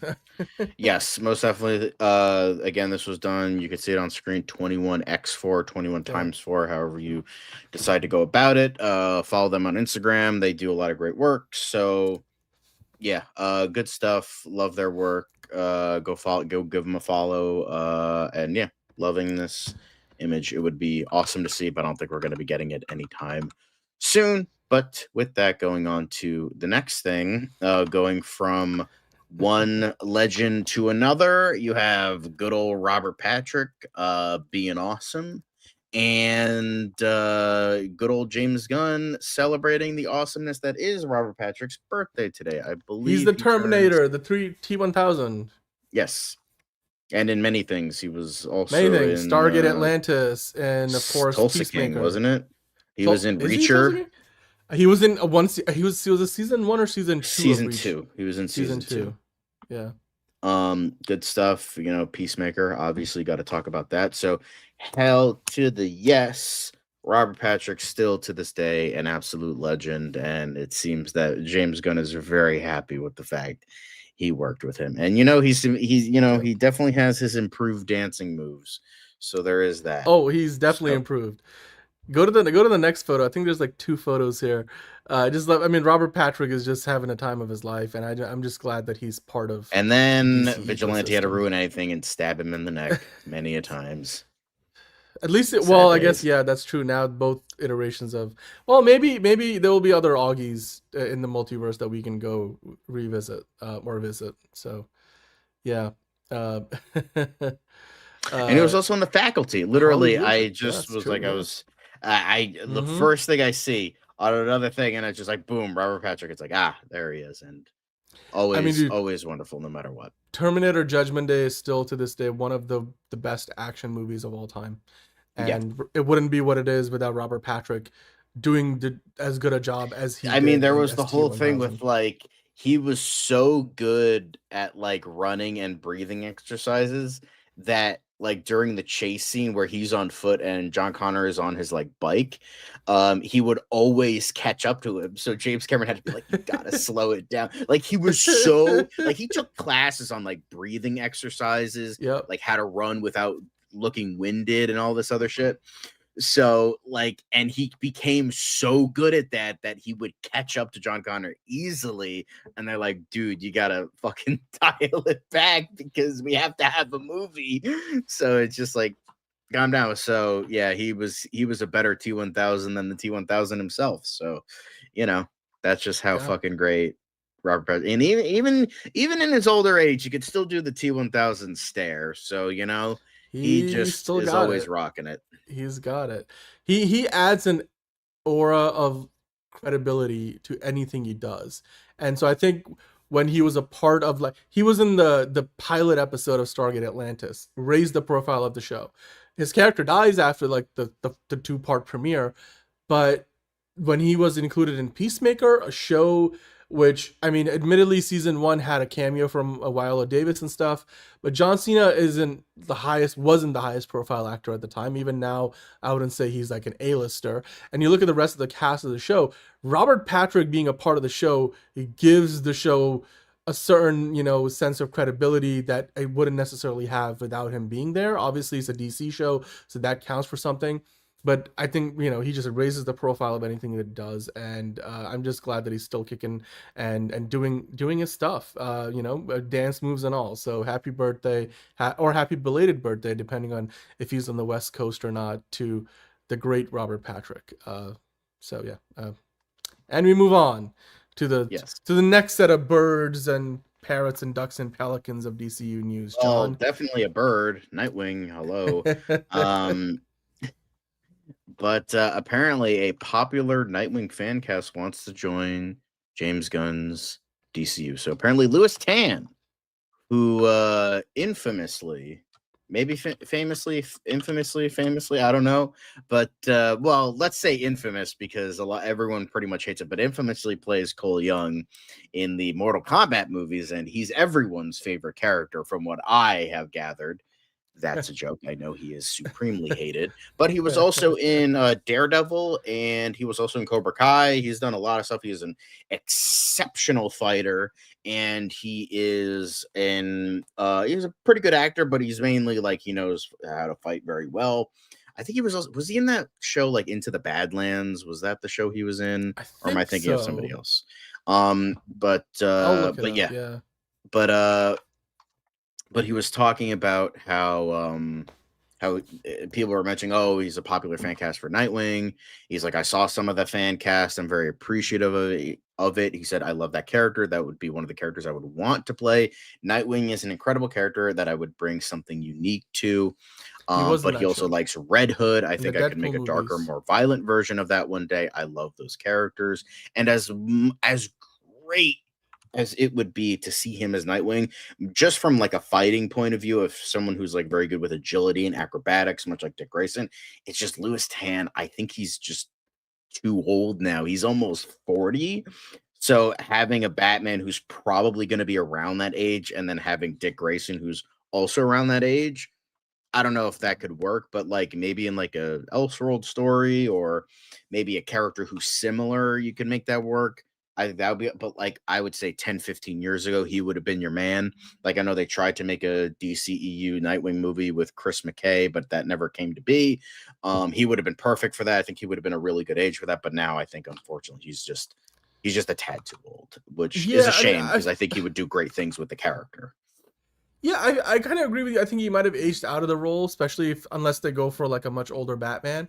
But maybe he could play a different role. I mean, maybe he can play a villain. I wouldn't mind him being potentially part of the League of Shadows or something. I just looked him up. Apparently, his father was a fight coordinator. One of his first projects after moving to the States, Tim Burton's Batman. That's very interesting. There you go. So, full circle moment maybe, but I don't know, like here's the thing. I think it would be too controversial to make him Batman. Unfortunately, he's Asian. So like people are like, you can't have an Asian Batman. I'm kind of on the fence about that, but maybe make him Batman. We're going to be talking about a Batman fan cast very soon. In fact, the next article is about that.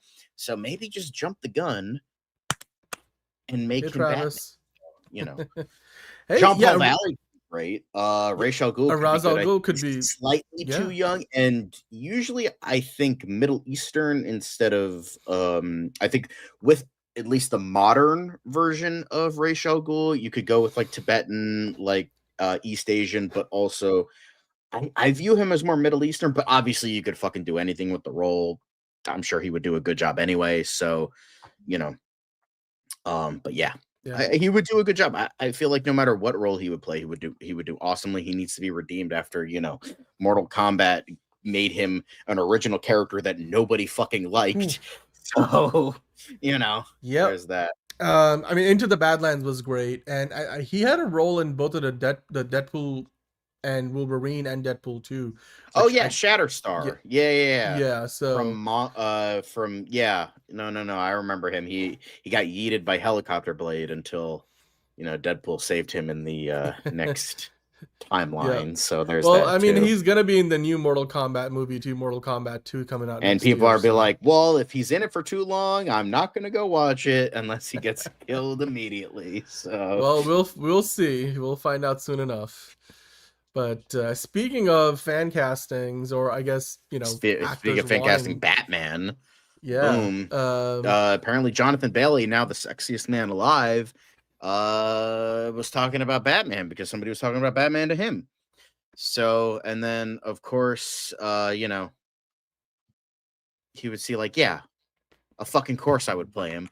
Who the fuck wouldn't want to play Batman? this is by the way, this is from the Tonight Show, which starring Jimmy Fallon. So Yeah. that's where he was making an appearance, and of course talking about being named the sexiest man alive by People's Magazine. He was asked about, would you like to play Batman, and he said, would I do Batman? I grew up with Val Kilmer, George Clooney, and obviously Christian Bale and Robert Pattinson. It's a legacy. I think James Gunn is amazing. Who knows?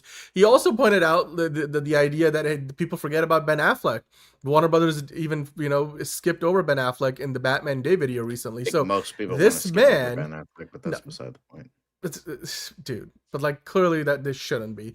And clearly you could tell that Jonathan Bailey has done his research, or at least he follows along with all things Batman. So would he be a good pick as a Bruce? I think he would be a better Bruce Wayne than he would be a Batman. Yeah.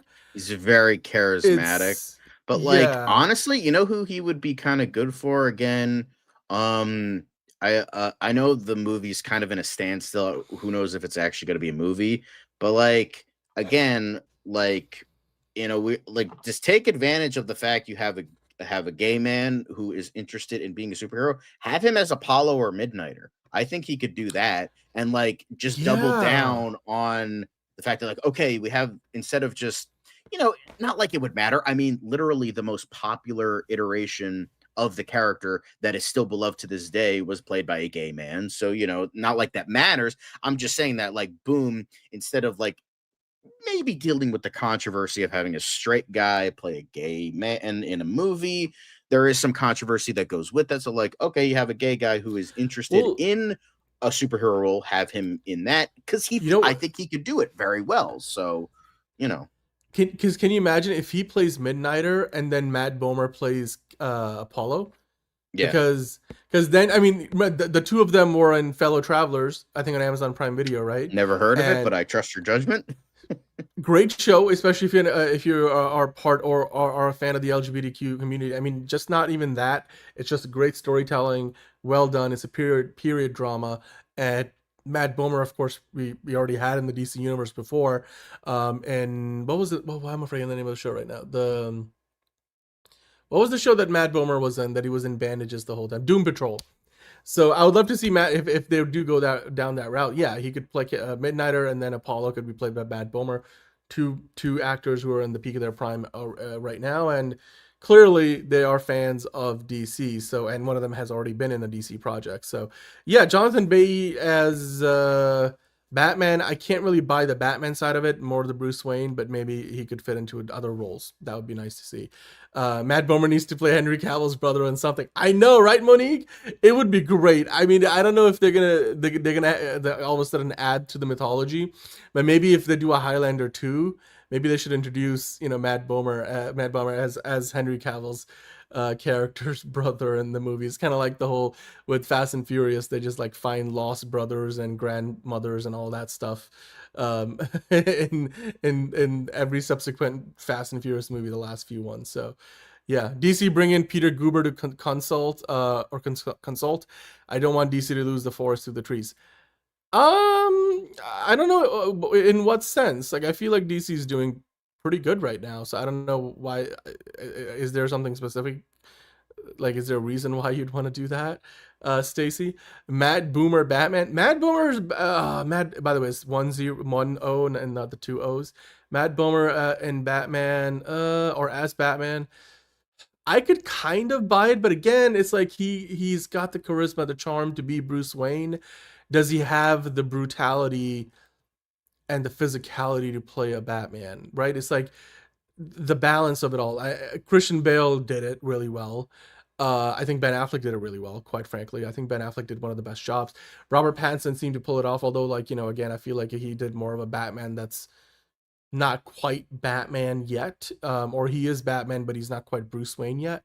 Uh, Michael Keaton kind of just did his own thing, and Val Kilmer kind of got a good balance. Uh, this is where I think somebody like a Glenn Powell could pull it off, because he could play the straight serious dude who can kick some ass, and he could be the cocky, more playboyish person too. George Clooney, obviously, we know we don't really talk about that. Are you guys team Trunks for Batman? Mark Hatner, that's a good question. I don't think it's necessary, quite frankly, because even a lot of the iterations of Batman where you do get Trunks, it kind of works in the comics, but even in a lot of those comic book iterations, you often see a version of the Trunks that they're not meant to stand out. Yes. Right. So I personally wouldn't want to see a Batman with Trunks on, because what's the utility behind it? I like the symbolism for Superman. I don't see the need for that for Batman. If they do include it, it's probably going to be more of a blended in rather than something that stands out. For me, it's this. I kind of agree with Dan. For me, it's Batman is either or. You can have the Trunks, you cannot have the Trunks. I mean, one of my favorite Bat costumes is the black and gray Ben Affleck suit, and that didn't have the Trunks, and that looked for the most part pretty good. Like full body in like the daytime, it looks a little bit weird, but like in the nighttime, you can make it work. I think Superman needs the Trunks. I think it always looks weird without the Trunks. Even on good suits like the Man of Steel suit for BVS or the Convergence suit in the comics, like the Rebirth suit, those look okay, but they still look weird to me. Same with the Superman and Lois suit. It's for the most part pretty good, but it looks weird to me, especially if he has a red utility belt. But Batman, it can go either way. I think it can look good. I think it can look good with or without them. So I prefer, especially if you're going with like gray and blue, I think the Trunks help. But I think gray and black, you can do it without them. But, I think he could be good as Aquaman, most definitely. But yeah, I think it's either or for Batman. I think Wonder Woman kind of needs the Trunks, because then she wouldn't be wearing pants. So, I think Wonder Woman needs those. But when it comes to Superman and Batman, it's yes for Superman, either or for Batman. Too young.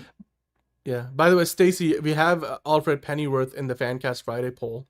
So if you want to do an Alfred fan casting, we could potentially do that. You just have to vote for it in the YouTube community post section. But another question from Morcatna: how about Richard Madden as Batman? Thoughts? Didn't we do a fan cast with Richard Madden as an option? With him too. I feel like that's a good one. Certainly, he's one of those people who can do both. He can be a Bruce Wayne. He can also be a Batman. He's got the physicality. He's got that look. He can just stare or burn a hole through you with that stare. And he can also be like that playboyish kind of loose, charismatic person, like who just has all the money in the world. So I definitely think he could do that. Did you see what Gal Gadot said, that she is Wonder Woman? Yeah, every time you ask her, she's like, I am still Wonder Woman. So she still is under the assumption that James Gunn will come back to her for future projects. But James Gunn is not even really worried. I mean, they're working on a Wonder Woman script. They're fast tracking it. They've never committed to who is going to be playing that Wonder Woman in whatever movie they put together. So I mean, Gal Gadot can keep saying it. It's not up to her, though. Ultimately, James Gunn gets to, make that choice and decision. So we'll have to just wait and see what that turns into down the road. But John, we do have one more set of celebrities wanting another Batman-related fan casting to join the DCU. Yeah. And that is apparently Mason Thames, who has had quite a year, along with his now girlfriend McKenna Grace. They're like, hey, why don't we play Nightwing and Starfire? And honestly, I can see it.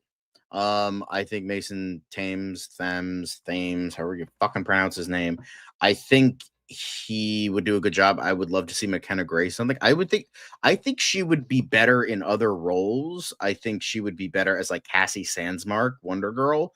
I think she would be a really good Barbara Gordon, which is also, love interest for Nightwing. But I could steer a Starfire. I think it would be a little bit more out of the box, but she could definitely nail it. She is an incredible talent. So, I could see it, and I think the both of them would do a really good job.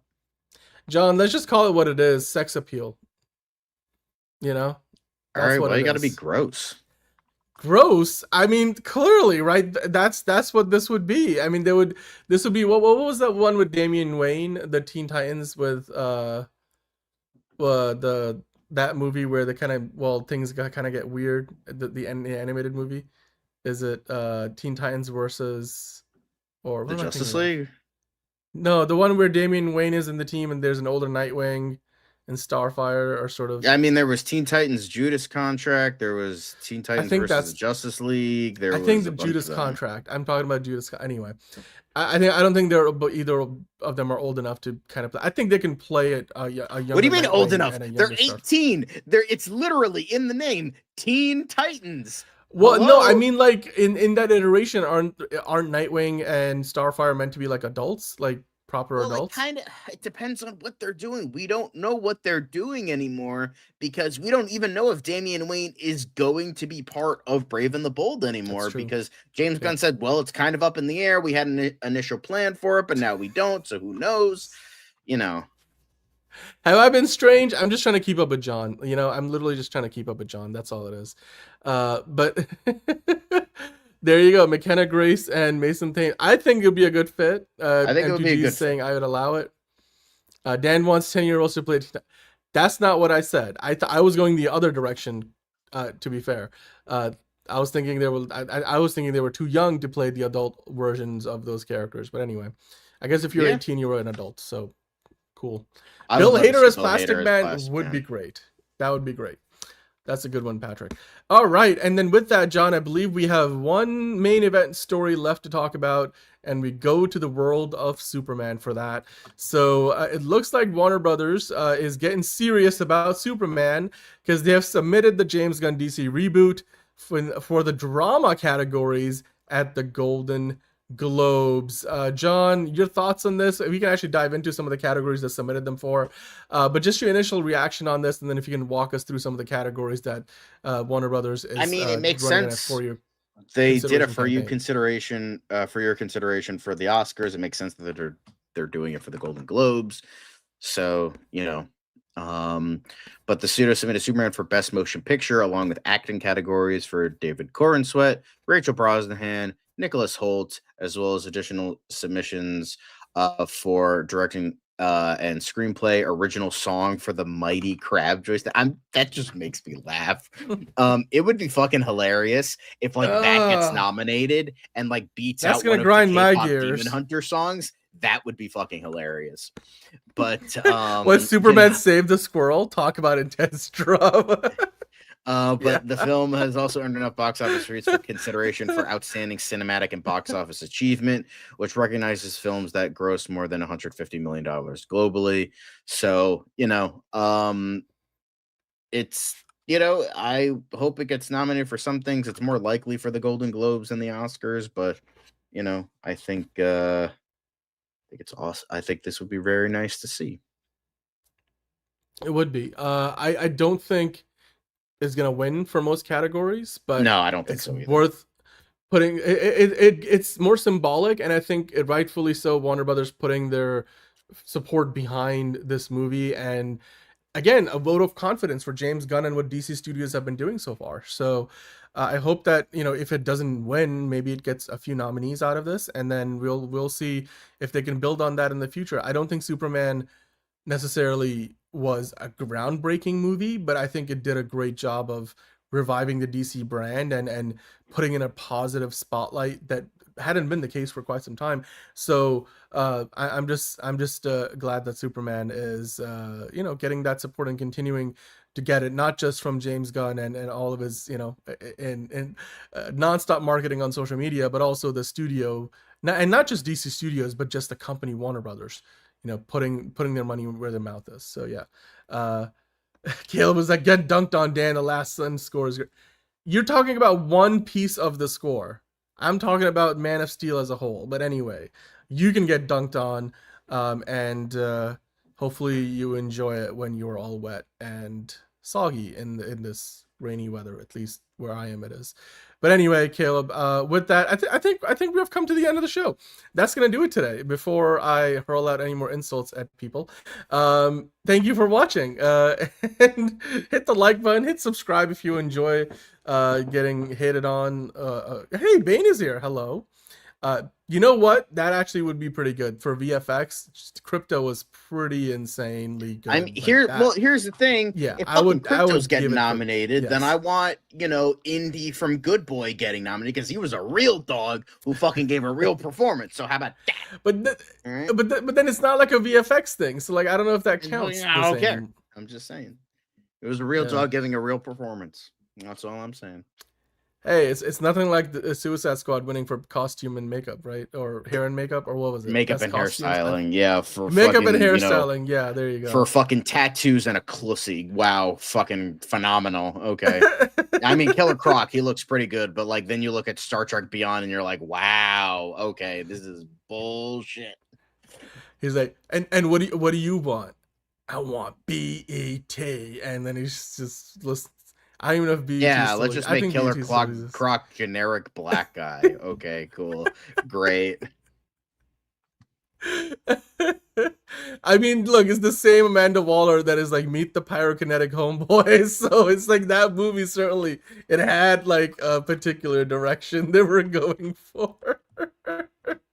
Yeah, more movie animal awards would be fun. Actually, just movie animal awards in general. Thank you everybody for watching. Just animals, honestly, just more animals. Yeah, I mean that's what I do on YouTube all the time. I just watch like cute animal videos. So yeah, get it because Killer. Yes, we get it, Caleb. We do get it. Absolutely. I think that was the point. So and on that wonderful note, it's time to end the show. Good night, everybody. We will see you tomorrow on another episode of DCU Daily and a special Tier List Thursday. It looks like Warner Brothers Discovery Suitors is what we're going to be talking about. And then, of course, Fancast Friday the day after. The poll is up in the YouTube community post section. Go vote for it. We have a couple of Marvel and a couple of DC options to pick from, including Wonder Woman and Ghost Rider. So go ahead and vote for that there. And then we'll see you tomorrow on another episode of DCU Daily. It's another project that's been blessed from the beginning. There's the shot right there. That. Okay, we don't need to see right there. Hey, buddy, eyes up here. Now you want to get nuts? Let's get nuts. Here we go. Victory mine. Ask me how am I doing? I'm telling you really I'm doing sublime. I never wait in a stewardess line. I just go do it. I'm moving my time. Really had nothing to do with it. How am I moving? I'm moving like you want to shine. Follow my lead. Don't listen to lies. I had to put me all in the line. That's why I know that victory's mine. I prefer Jared Leto. Hunka hunka!